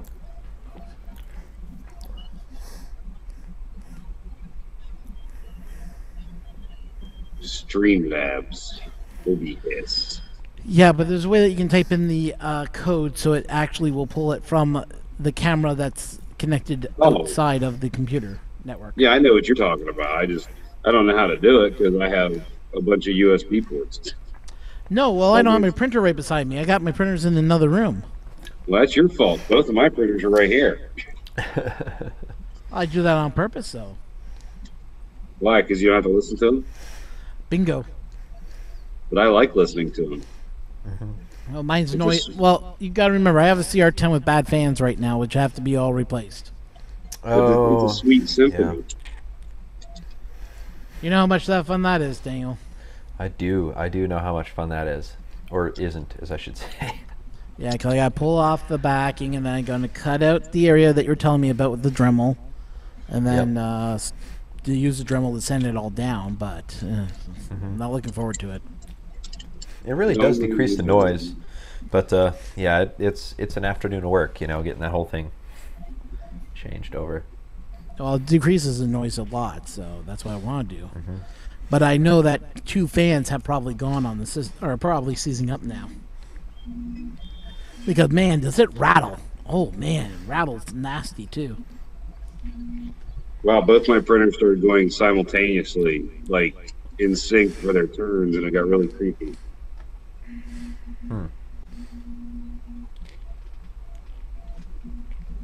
Weird.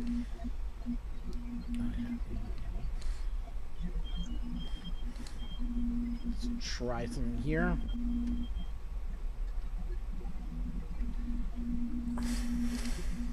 We got about a minute to go, Daniel.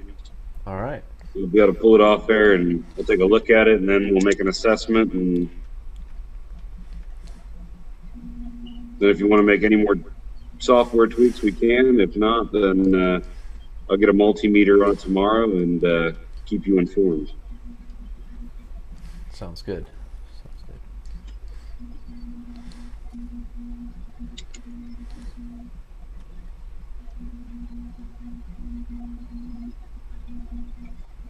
There we go. Now I got a full view of my printer. I'll pop that out as that's its own video. There we go. Minimize that so it's not so big. Did I close that window? No, I didn't. Good.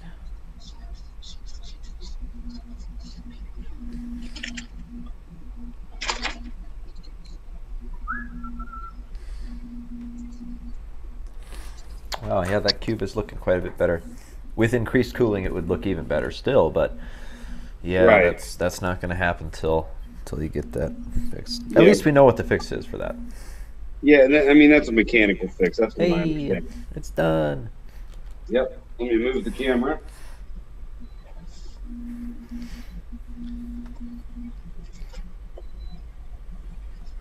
Grab the print. Love it when they pop off the bed really easy. All right, So- let's see the underside. If Let we me can. pull up. Hold on. Let me pull it up so I can actually see what I'm doing. Okay. Come on, focus. There it is. Yeah, it But looks like it still was needs to be just a a little little far closer. from the bed, but not bad. Yeah, a little bit closer. A little bit closer would be good. Okay. And that is some very prominent, simple, just typical ghosting on the sides. But then also, yeah, those stepping areas. Yeah. Isn't that interesting?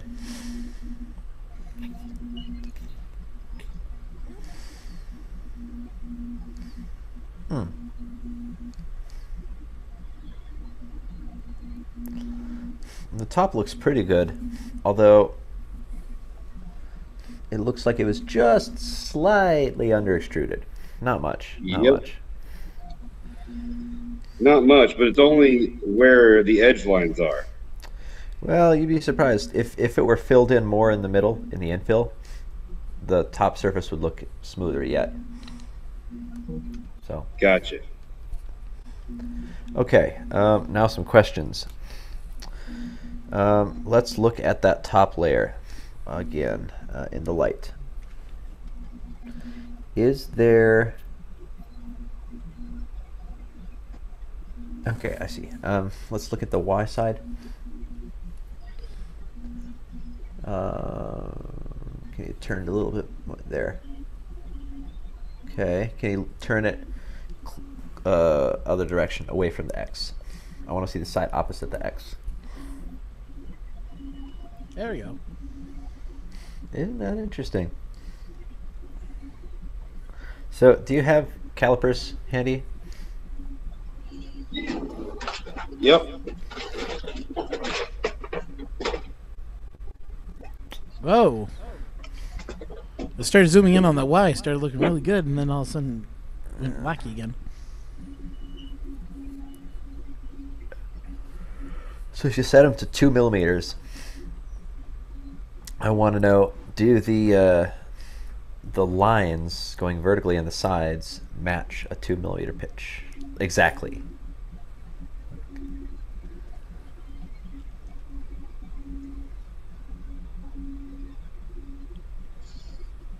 Making me try to make this thing work.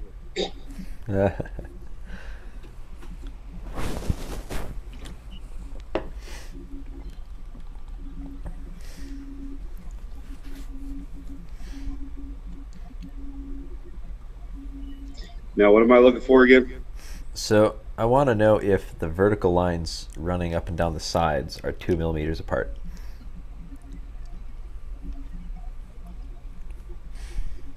Are you talking about the ghosting lines? Yeah, so there are a couple different things going on the sides. There's They're not some 2 millimeters ghosting apart. right after the corners, but then there's also these like just lines that are more steady, maybe.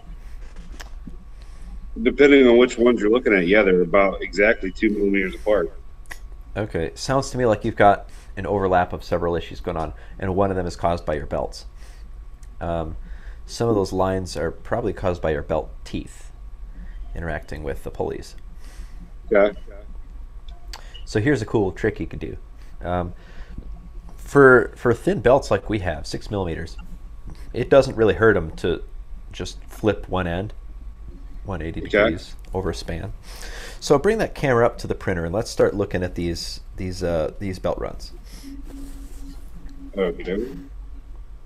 So let's start by looking at one of the motors, the XY motors.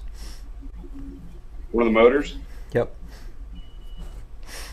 So, oh, wait a minute, that's funny. That's odd. Can you put the camera on that directly from above? That belt run looks oh dear, oh my goodness. Oh, well, okay. Hello. Okay, well, no wonder you're having print issues. Yeah, your belt paths are not collinear with your XY movement system. The belt path changes length quite a bit. There's some cosine error. Oh, yeah. Yeah, that's got to be fixed because what that's doing is getting like tension set nicely in one place and it'll be too slack in others. So maybe in the middle you'll have odd looseness. But then like on the sides, perhaps you have like just a ridiculous amount of tightness. Like it's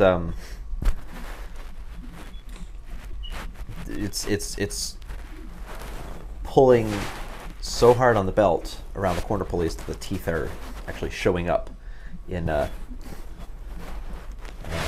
errors, visible print issues. So yeah, that cosine error is bad, and that will not only wear out your belts, but yeah, it'll also cause visible print issues.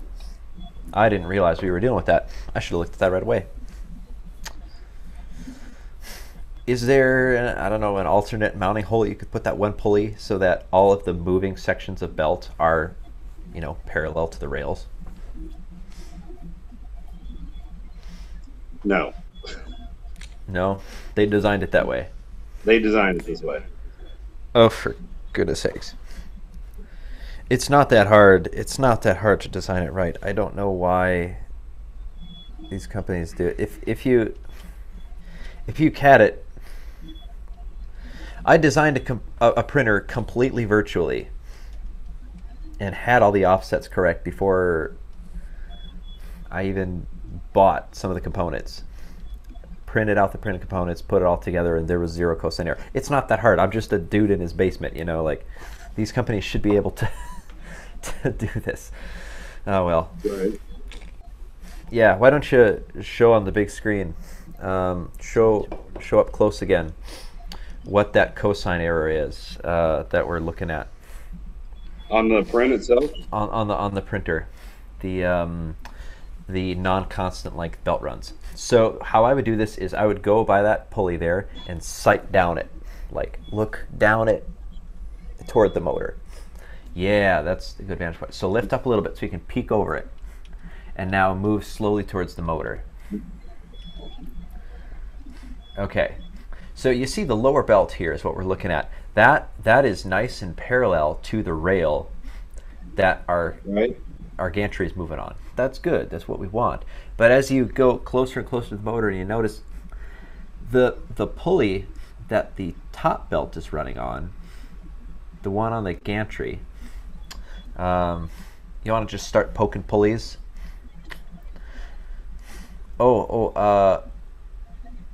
Ron, can you put that up on the main screen so they can see it? Because it doesn't have a microphone, so it's not showing up. Yeah, I understand. Okay, there we go. Yep, there we are. And that pulley to the left, the up left one, that, not the motor pulley, but yeah, that one. That's the dinger right there.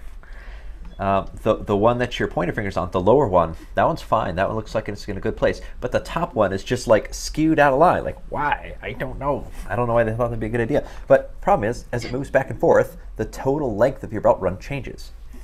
So if you have it tensioned correctly in one place, your tension's going to be out of spec in the other.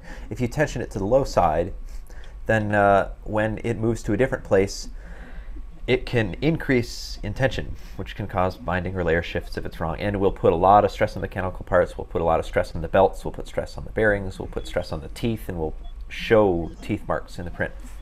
On the other hand, if you tension it looser so that when it's at its tightest is correct, you'll have areas in the bed where it's very, very loose. And then you'll still have, you know, teeth markings because you'll have sloppiness in the belts.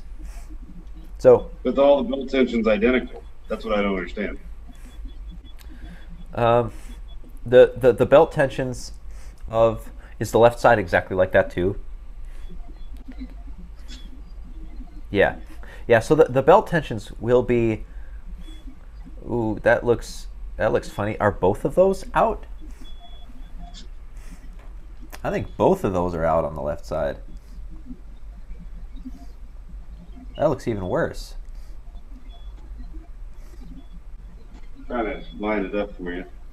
Yeah, those don't look like they're parallel to the frame. It's hard to see when. They're not. Yeah. They're not parallel to the frame. But like I said, when I put the belts on this one, what I did was I literally used a belt tensioning tool on them. Yeah. Well, if you tension it with the belt tensioning tool with the gantry at one side versus the other side versus the middle, it will show you different tensions in all three different places. Well, what I did was I averaged it out. Oh, you averaged it. So I would start on one side, move it to the other, and I would change the tooth depending on where it was at. Got it. Yeah. So but were you noticing that it was changing? Do what? So you averaged it. Were you noticing that the number was changing as you were in different places? Yeah. See, it's supposed to be like dead on, rock solid. If your belt length is constant, then you could set the tension in one place and it should be dead on everywhere else in the bed. The fact that it was changing at all is, a sign that something problematic is going on.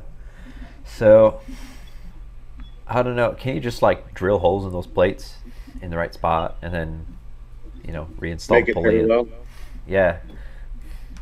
Yeah, you can. Are they just aluminum? No, they're steel. Oh, they're steel. Good. But if you're talking about like these ones where they're not in line, yeah, you can't put them in line. Can't put them in line? And how's that? Well, here, I'll show you. Let me get my handy dandy screen back. So the way it's designed, thank you, Zone Star, the screw that holds it into place is in that spot and they don't match. So this hole here is actually in between this screw and this screw.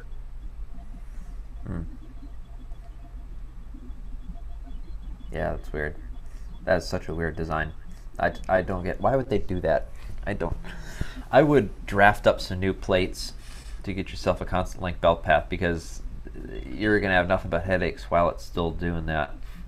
I mean, the rest of the printer looks mechanically very sound. The electronics are nothing wonky. It should be fine. But then when I saw the belt path, it's like, there it is. Yeah. So that's why it's doing its thing. Yeah. I got you. Yeah, so you might want to replace those two brackets so that all of the All the pulleys line up collision parallel. line. That's right. All you need is for the active sections of belt to be parallel to the frame components. You don't need by active sections all of the parts that intercept a moving pulley. Okay. So if you look back up at the printer, that's the section between the motor and the gantry, and then the gantry to the frame, and then on the other side too. The parts. You're talking about from here to here to here. Yep, those two need to be, orthogonal, and the two on the other side. Gotcha. Oh, John Mack has an interesting idea. Could you just slide the motor over a bit to make the belt straight? I mean, I suppose. It's not very elegant, but like you could do that. You could just draft up a thing that holds the motor out farther, as long as the belts don't, hit anything. That won't work for the left side, I don't think. But the right side, it should. We'll see. It's hard to tell, kind of.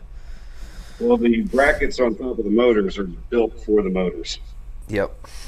So I would have to make a new bracket for those. Yeah. Here, I'm going to pull up. Where's it at? There it is. I'm going to pull up the. Yeah, I think that might be an installation easier guides. mod than modding the whole gantry plate. There's just less stuff to do. So that was a good idea, John Mack.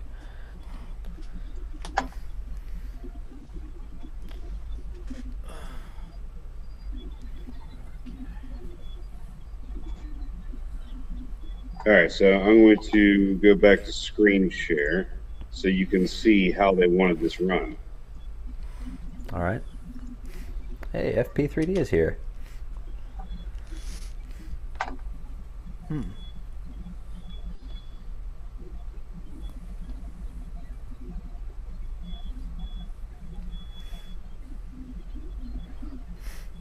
Oh my gosh, they're serious, huh?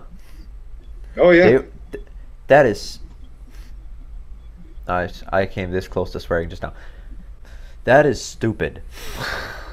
That's why, if you can see where my mouse is, Yeah. I actually moved this one forward Okay. because of how hard it was pinching coming backwards. Because I'd Yeah. rather have an obtuse angle on it than an acute angle on it. Both of them are. They put the same cosine error in, and neither of them is going to give you the results you want. With your attention to detail, you're going to keep having print issues until those moving belt sections are all squared off to the frame. You're not going to be satisfied with the print quality until that's all fixed. So, let's I'd just be look at happy if I got smooth print again. Yeah, it's not going to be very smooth until then. So, Well, Little Dragon was pretty damn smooth. yeah, you get lucky here and there, and especially on curved surfaces. You can Ain't that you the can truth? get good ones on curved surfaces because of just how it is. But let's look at the left side of this picture here. The belt run Okay. between the X motor and bearing 2. Yeah. Between X motor and bearing 2, that one doesn't have to be square or anything. That one doesn't matter. But between X motor and bearing 1, that one does need to be Yeah, square you to the want that frame. one square, and Yep. you want this one square. Yep. Yeah, the ones that are already on the gantry, those look good. But between, say, not. bearing 4 and bearing 3, you see that? Bearing 4 and bearing 3 Yeah. on the left side? That one has to be squared as well, or that's just going to keep causing issues. I got you. So basically, this needs to move. Hey guys, got some good To a news. hole that doesn't exist. Yeah, exactly. The hole that doesn't exist. That's the problem. Yeah. What's your good news, Ron? Well, we just got another $10 from 3D Medic. Wow, Vince, nice. so Awesome. thank you so much, 3D Medic Vince. like I said, all this money that we're going to be collecting is going directly to Daniel. So Daniel's going to use it and get himself a microphone. What's up, John? Nice streaming, Mike. I saw John, you do it there, and Fernando Pina. Yeah. Fernando Pina's here. Oh, good Lord. Let's see if I can do this. And I know the type of voice I want for this. If you can, I will. Oh, I got something here. Oh, Give me a no. moment. Oh boy, brace yourselves. Here it comes. Mute him. What if I could? Ladies and gentlemen, Fernando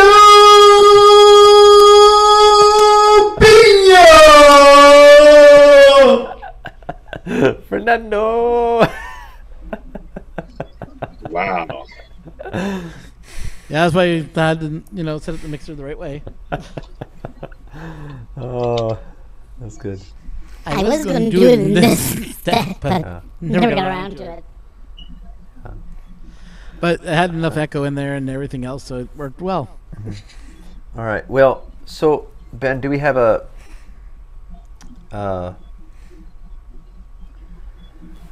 plan on what to do on this? Yeah. So which avenue do you want to do? Do you want to start by tweaking those two mounts on the gantry, the ones on the sides? Those would probably be the easiest to get aligned. Yeah, that's what I'm going to try to do first. Yep. Because I should have enough space. I might be able to drill a hole.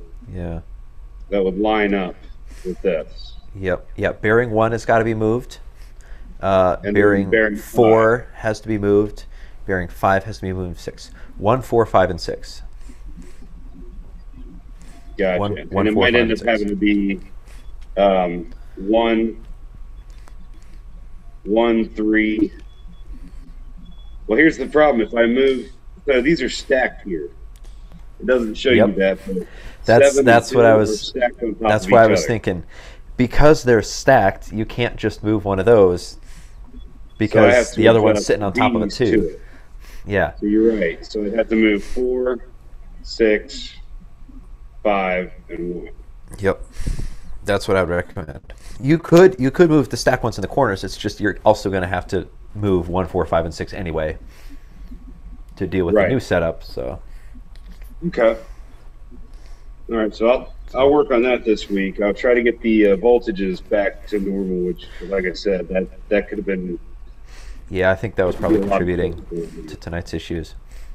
But But hey, I mean, this cube printed pretty darn good. Little under extrusion on the top. That's not a big deal. yeah, that's good. That's good.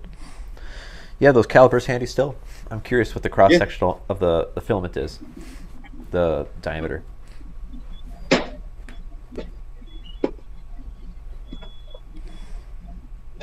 Come on, open up. And what are you looking for? The area of the filament. So get a whole bunch of diameter measurements going all the way around. Oh, of the entire print. No, the raw filament going in. Oh, the raw filament going in. Yep.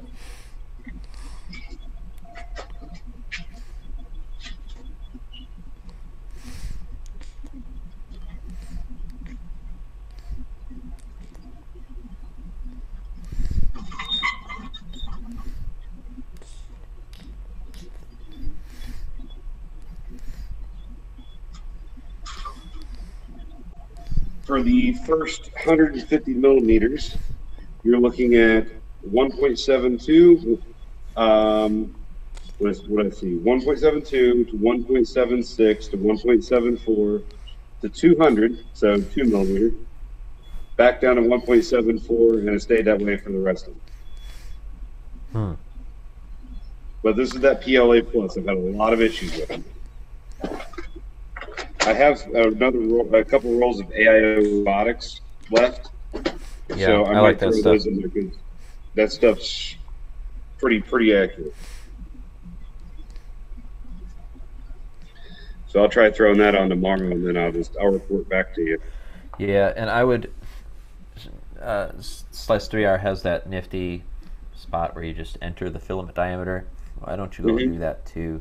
And that'll make the top surface and the dimensional accuracy turn out a little better. So Right, when you calibrate it properly. Yeah. Okay. So, yeah. Okay. Well, we made some progress. Unfortunately, it's not a simple fix. It's a redesign. I'm still baffled. Here, would you mind sending me that image? I want to use this as an example of what not to do when designing Core X5 systems.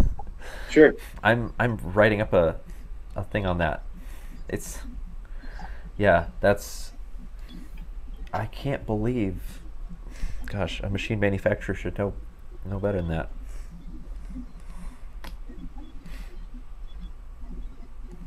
And then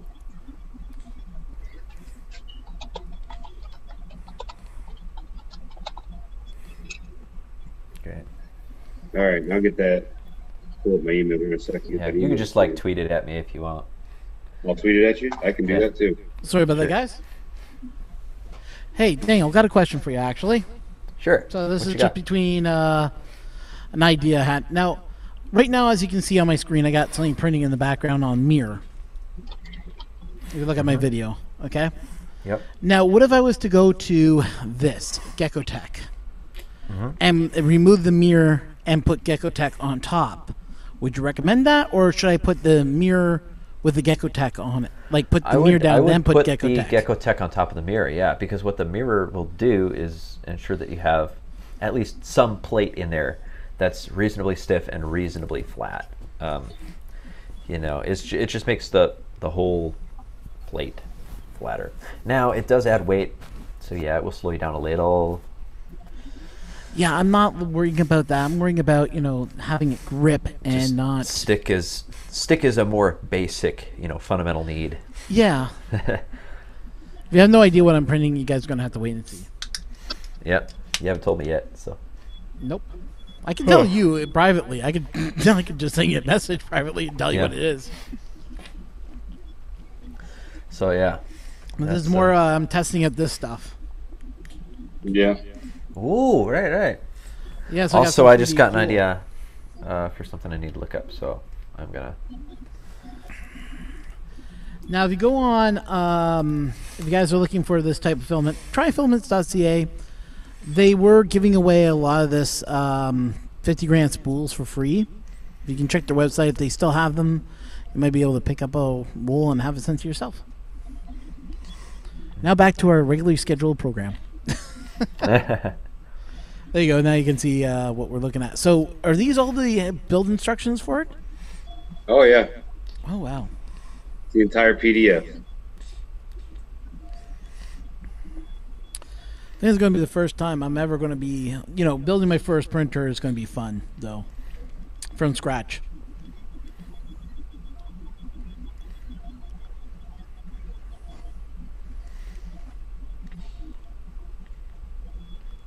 But, yeah. Well, Yeah. These steel plates here and here are used as supports as well as where they mount the power supply, the board, and the PLC or the display. I do not like that one bit. What I don't like is right here, it doesn't show it because that's where the board is supposed to be sitting. That board has a USB plug-in. That USB plug-in gets hit by the gantry. For real? Yeah. Now, can you Oh, move So it to the other I side? can actually only go to 370 before it'll hit it. Oh, That's brother. That's just weird. So You if I really go to should have right thought angle that plug-in, through a it'll little be better. fine. Oh, I told them about that one. I bet. Like I totally ripped into Zenstar about that one. I'm like, guys, come on. Oh yeah, there's your belts. This is how it says to install them, but that's not how they're actually installed.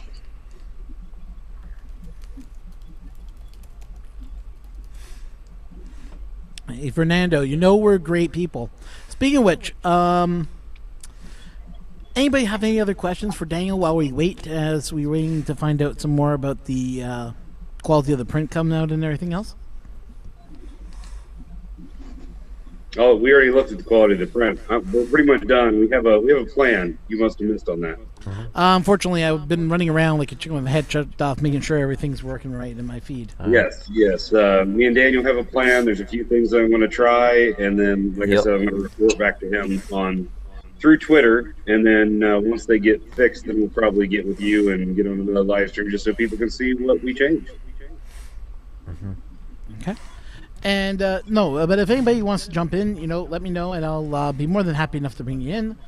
Like Fernando, because I know that we got your printer all straightened out, which was great to hear. So I'm really grateful we were able to get that one done. Yeah. Yep. I went ahead and killed the screen share. Okay, no problem then.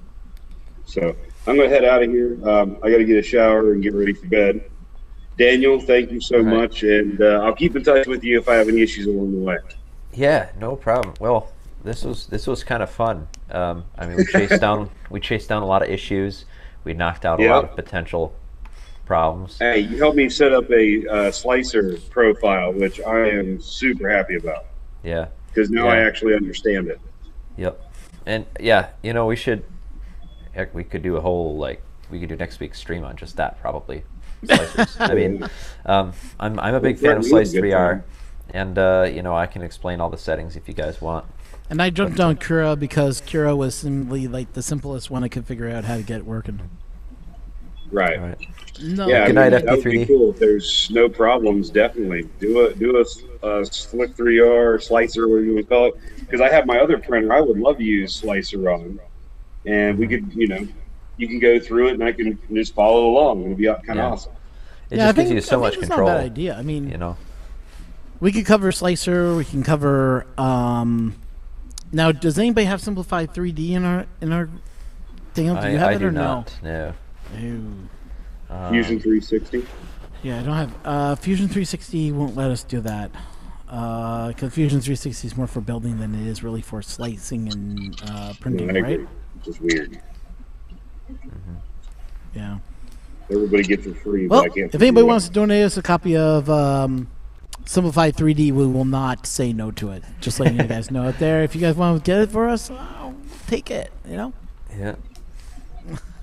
Fernando has it. Okay. Well, maybe we'll use Fernando's computer to show how it works, and Fernando can walk us through it, and we can try to fine tune it a little bit. Show you guys what techniques you can use to fine tune everything. Yeah, run some of those slices. Yep. Yeah. Well, I'll open the floor to whoever else wants to join and give Daniel a quick question. Sure. So, thank you so much, Daniel. And like I said, no problem. I'll be in contact with you. Thanks for chatting, Ben. Thanks for coming in, Ben. Yeah, we'll see you guys. Yep. See ya.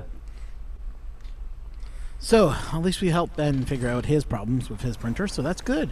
Yep. Yeah, that was good. That was an interesting troubleshooting session. Whew. Yeah, you sound completely out of it, man. It was stressful. Thinking at top speed, I'm feeling a little overheating going on in the old noggin, just like cranking. What can it be? And then I look at the belts. It's like, oh, the belts. The belts. Why did I not think? It's. You know what it is? I'm so used to good Core XY systems because it's always the slicer. It's so rarely a hardware problem because there are just so many places for a slicer to get it wrong, Yeah. But this time it was the hardware because I am still reeling with why did they design the pulley run that way? That's just so bonkers. Yeah. So maybe next week we'll see how this works. We'll be printing with this stuff, with the Gecko Tech. Yeah. I want to say Geeko. I don't know why I keep on saying Geeko. Hey, Rover. Gecko. Good night, Red Light. Yeah, later, Red Knight. Thank you for coming in. And Rover, thanks for coming in. We always need another mod always in the house, so you're always welcome, all our modders. I know I haven't given Fernando Pina yet his wrench, but maybe coming soon. I'm just saying. Fernando, you know what I'm saying? Yeah, you know what I'm saying. He has to come on more often. Not coming in the middle of a session. Well, we got about another hour here, guys. So if anybody has any questions, you know what to do. Give us a shout out I will bring you into the room, and we'll be more than happy enough to help you guys out. Remember always to smash and like this show. Helps us out greatly. Mm-hmm. Now we play the waiting game. Do do do do. What do you want to start a print? So what am I printing?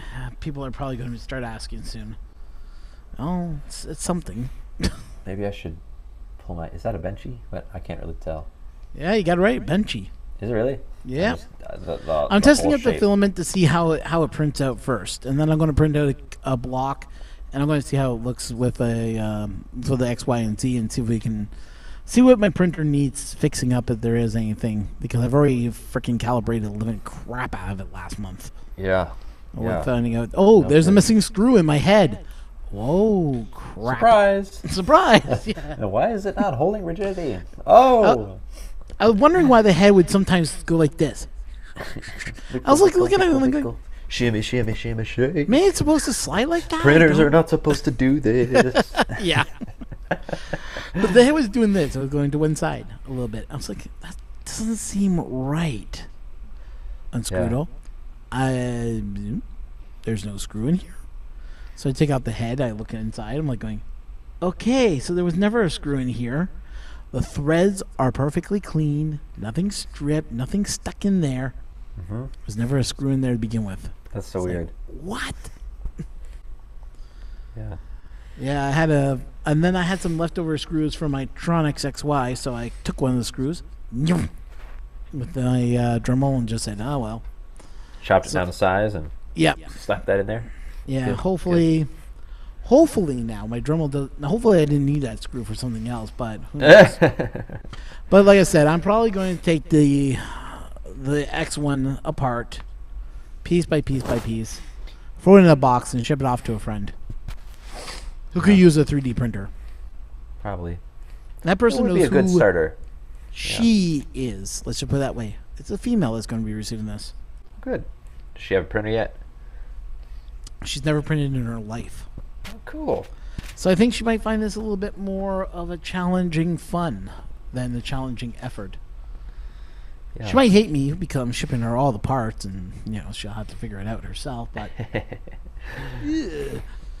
Yeah. the X1 rears its ugly head once again, especially when you put all the parts on. Yeah. Like I see everybody like a lot of people have tried the X1, and I must admit the X1 is a great print. It's a great starter printer. It was not a great starter printer for me. I kind of outgrew it after a month of using it. I want to play with other filaments. Yeah. Yeah, you kind of hit the limit of its capabilities pretty quick. Yeah, especially when it's only PLA only. Basically. So, and yeah, I know you were itching to get your fingers into, new polymers before long, and it without a heated bed, right? It's unheated. It's too hard. It is, and I mean, I want to do I would love to be able to do the upgrades. I just can't justify upgrading it for what it is. Like I read people, I put it like a 200, heated bed on it. Why? Why'd you waste like $50 more on this printer when you could have just spent $200 on say a ANET A8, like do all the software fix, and boom, you got yourself a whole printer. Yeah. I just can't justify that, And with us, like right now, I would buy you the microphone. Like straight up, I would hand you all the cash you need for it. But at the same time, I was explaining to you, like the Canadian dollar is taking a big hit right now. We're at 65 cents to the American dollar right now? Is it that much? Man. Yeah, it's this all Saudi Arabia stuff that happened. Let me see if it's today we're up to 77, but it's been lower. Man, that's what, Canadian dollar went up to 77 cents? 77 cents. Yep. That has been lower than okay. that. Because I was looking at it 2 days ago. Yeah, it's that is pretty low. It was down to 77 cents is actually good. Here. Yeah. It was down to 65 last time I checked. I was like, you need to move. That's crazy. Okay. Oh, That's good to see it's gone up. So, with my printer, because I'm using a mirror that's not the same size. It's not at 300 by 300. It's more like 17 inches by 17. How much space am I losing, or do I really need to worry about that? You know, for people that are thinking, well, he has a mirror on his, and my full, glass is 300 by 300. Should I worry about that, or is there really no need to worry too much? Is it 17 by 17 Yeah, inches? 17 inches, What? yeah. Was that So at least, like, 400 little- and something millimeters on a Yeah. bed that's just 300? Yeah, well, my bed is 300 by 300. But when you look at it with the, when you're looking at it right now, you can see that there's a little bit of metal showing on all four corners. And I really mean, when you put on bed clips and everything else, are you really losing that much? Like, would you recommend mirror over glass? I mean, I know the silica glass that Creality sells has not been the greatest glass, let's face it. Yeah, glass. It's hard to ship. It's hard to make. It's hard to, glass, man. But hey, it's good. Like, you can get it everywhere. Yeah, I don't know, mixed feelings about that. Mirror is good because it's flat. Get it locally. Yeah. Okay, well, so what's your thoughts on, would you rather print a mirror, would you rather print on glass, or would you rather print on the bed itself? I would say it depends on what bed you're coming with. I mean, if you've got like a Mike 6 or an ATP 5 aluminum cast plate bed, that's going to be nice and flat. And putting any mirror on anything is not going to make it flatter. It's about as flat as it gets, really. So that's one thing where I wouldn't necessarily recommend putting glass on it. Like on my Printerbot Simple Metal, that's got a milled ground heated bed, and I've never put glass on that before. There's no point. If you were to put it on it, it would just make that access heavier. I mean, it's not going to make it flatter. However, for something like these, where you've got maybe a metal plate with a silicone heater under it, or a PCB heater, or an aluminum backed PCB heater, in all those situations, it can be good to have glass on top. Okay.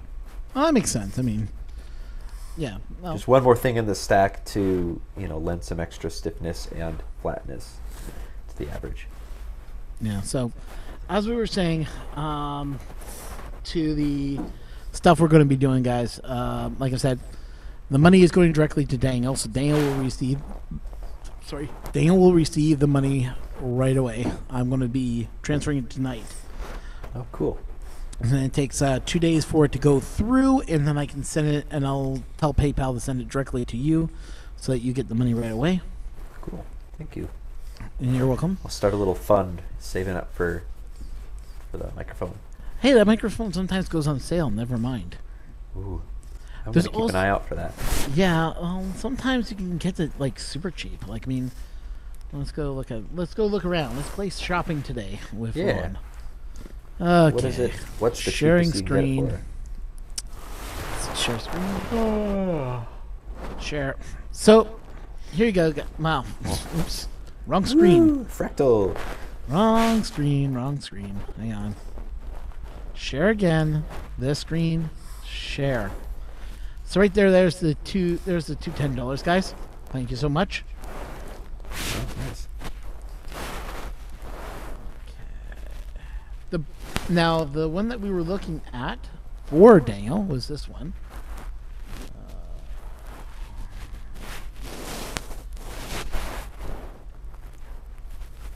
Yeah, let me lock my screen on here, so you don't see you yawning too much.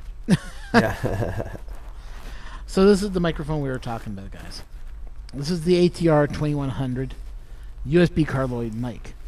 Now, as you can see, the reason we're going with this mic is for this information right here. So at the very top, you're seeing volume control, USB interface with headphone jack, and 3-prong input via XLR. So this can grow if he ever buys an XLR mixer, which I don't really think you're ever going to buy one, are you? Probably That's gonna be eventually, but I have portable. no need for it now. Yeah. Yeah. I might get like a Scarlett 2i2 or something, but Oh, those things are nice. Aren't they? I love that one. I have a friend they're with beautiful. one. They're good and so well built, but it's just I don't need it enough to justify paying for it. So There's another one called the ATR 2005, which let's is take a this look at one. that Yeah, it's $79 right now. What the hey? Really? It comes in black and it has the same type of connections right there. Black, I like that. It used to be a lot cheaper though, guys. Huh? And Why if it's so expensive. now you have Prime, right? So it'd be like $79 on Prime for you, so it's not too bad. Nice. I don't know why the microphones have gone up. I really don't know why. But if we go on Keep an eye on here, them and see if they get cheaper. yeah, let's go on to. Yeah, I'm hearing a lot of noise coming from your microphone. Damn. Sorry. That's okay. Just yawning and twisting my chair back and forth and Yeah, it's okay. yep. That's probably the chair. Ouch. You didn't have to blow into the microphone to hurt my ears, man. What, like this? Just kidding. See how fast I'm grabbing the microphone? I'm pushing the headphones off my head. Don't do it. Huh? Don't do it. Don't. No.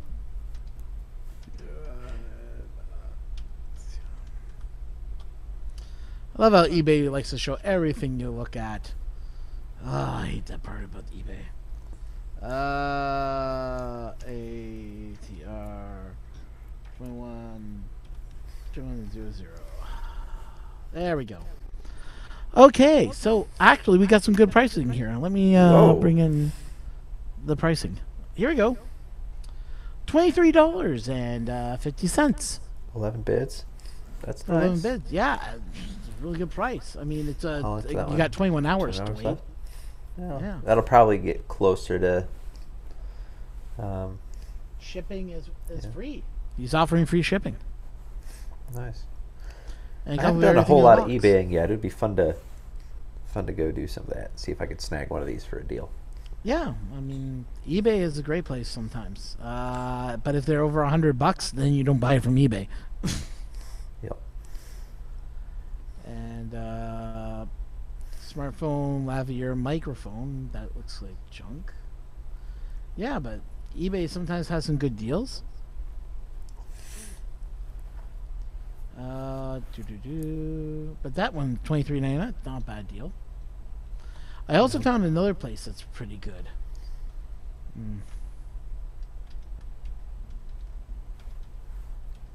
Craigslist, believe it or not. Oh. They have audio Go gear. ahead. Yeah, if you go to Craigslist, let's see, search Craigslist.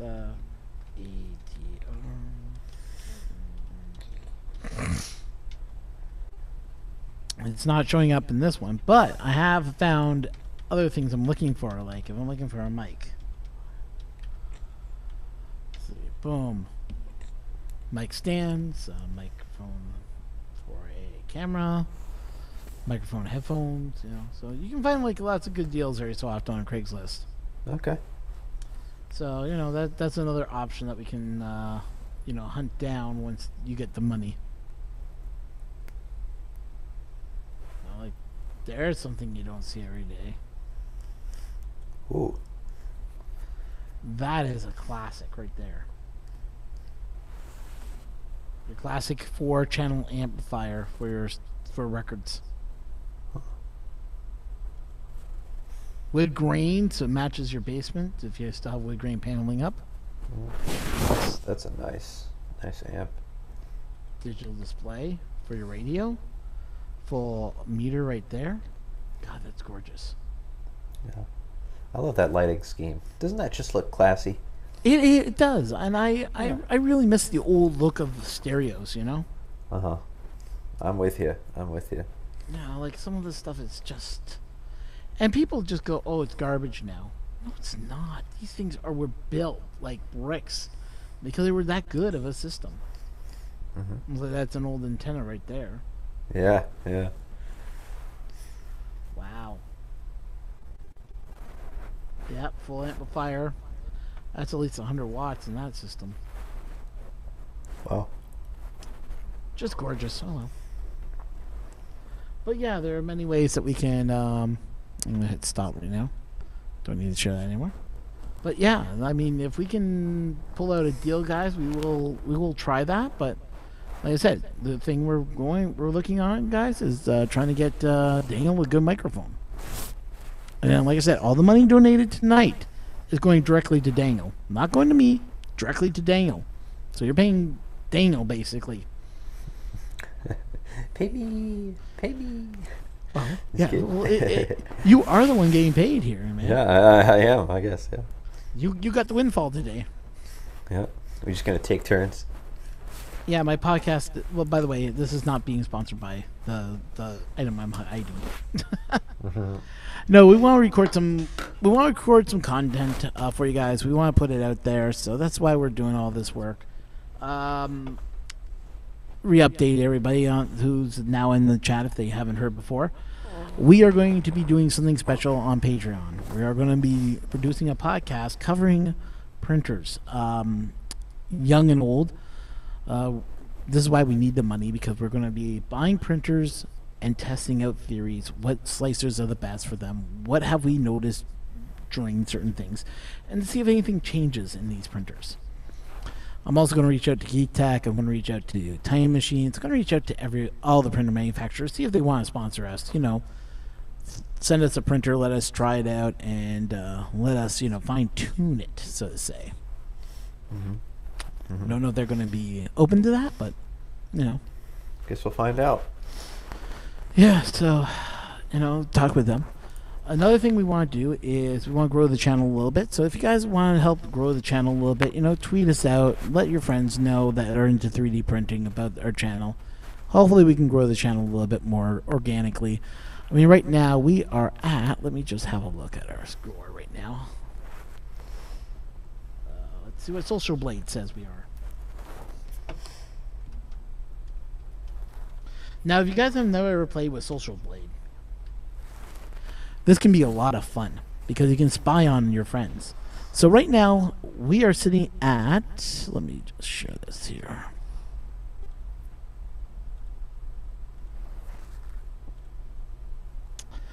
We are sitting at a grade level of C, which is not good, not bad. Our subscribers is 127 subscribers right now. We have 69 uploads. We have video views of 2,135 views. We're in the country of Canada. Last user created was April 5th, 2018. So that's not too bad growth from, when I created this channel to now. On average, we should be making $2 if we were making earnings. Brother. All right. So, going down here. All right. See you later, Rover. Yeah, later, Rover. We are sitting at, right now it's showing us we're live. We're sitting at 12 plus views. We're sitting at 2,135 people. And roughly we've only made about 6 cents if we were monetized. Kind of sucks, but it is what it is. This one, I don't know what happened here on Thursday. Minus 39 views. I don't know how that happened, but somehow we went minus. How is that possible? I don't know. Sunday it says we lost a subscriber, so we dropped to 121 from 122. I don't know who that one subscriber was, but you know what? If he's gone, he's gone. I don't care if he comes. If he comes back, he comes back. If he doesn't, he doesn't. We went up to 3 on Wednesday's stream. Thursday we went up 1, and then Saturday we went up 1, yet I wasn't even broadcasting, so that's kind of cool. So, monthly views are going up, guys, so I'm really happy to see this. Monthly subs, though, have been dropping. I don't know what that means. Yeah, odd. Yeah, so, it's interesting. But, yeah, so, like I love this YouTube consulting. If you need consulting help, they'll help you. Look at this, whole new level, 45% growth in 6 weeks.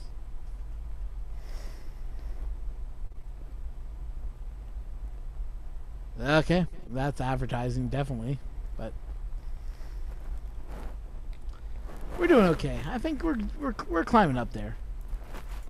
Yeah, it's pretty good. Yeah, but if you guys want to help spread the word, let people know about the channel, and it helps us. Helps me get a little bit better views, get more noticeable. That's all we're asking for you guys is a little bit of help.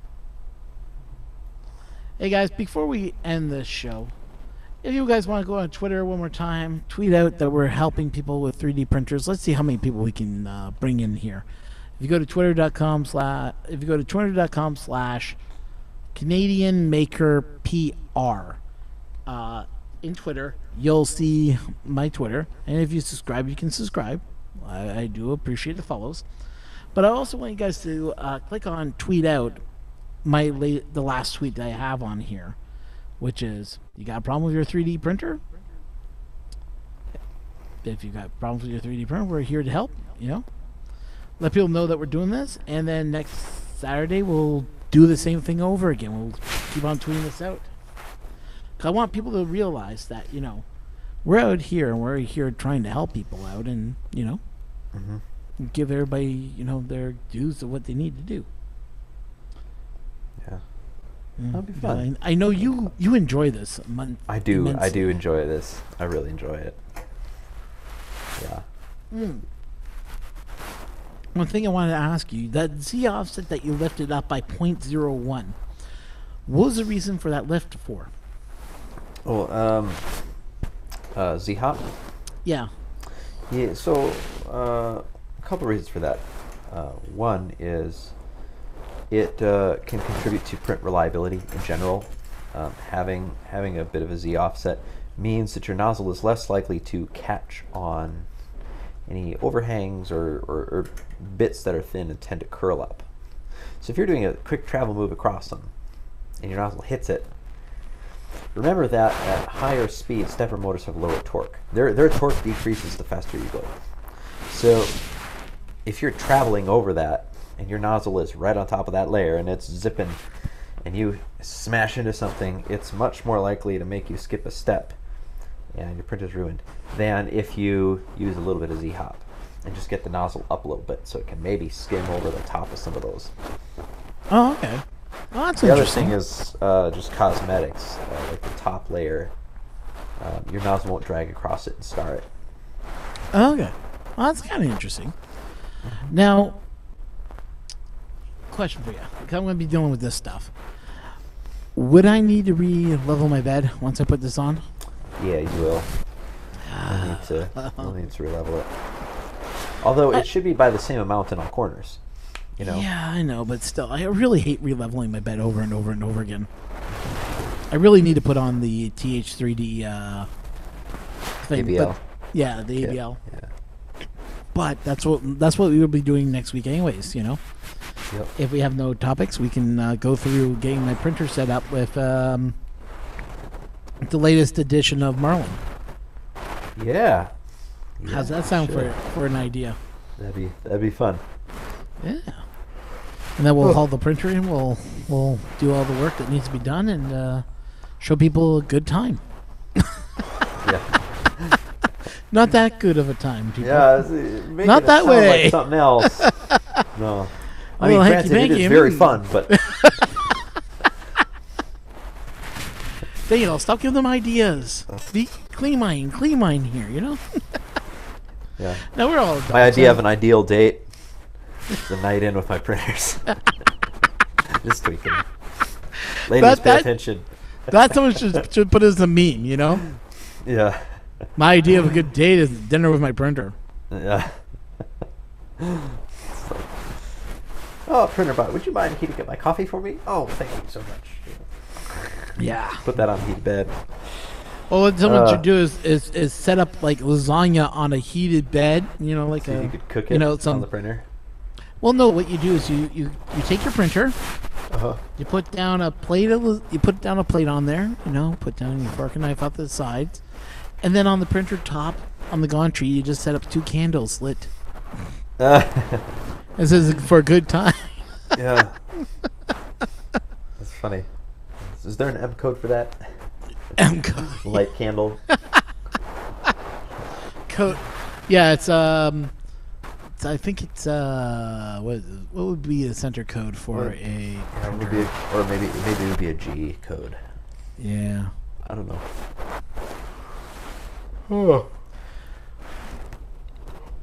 My printer has a G spot, you know. There's that's a good Ah, one. you went there. I was wondering if you would. You did. We're adults. We're adults. I swear I'm an adult. I should not be laughing so hard at this. You need a T-shirt that says "Check out my abs." Yeah, I know. I need one of those. Instead, I got the other one from Amy Double D. I got Oh, the it's that white one. one. It's got 3D print on a whole bunch of languages, and then at the bottom is Klingon. Oh yeah, I saw that. That was Yeah. awesome. Isn't that great? I love that shirt. Uh, One of my favorites. Actually fits really well. So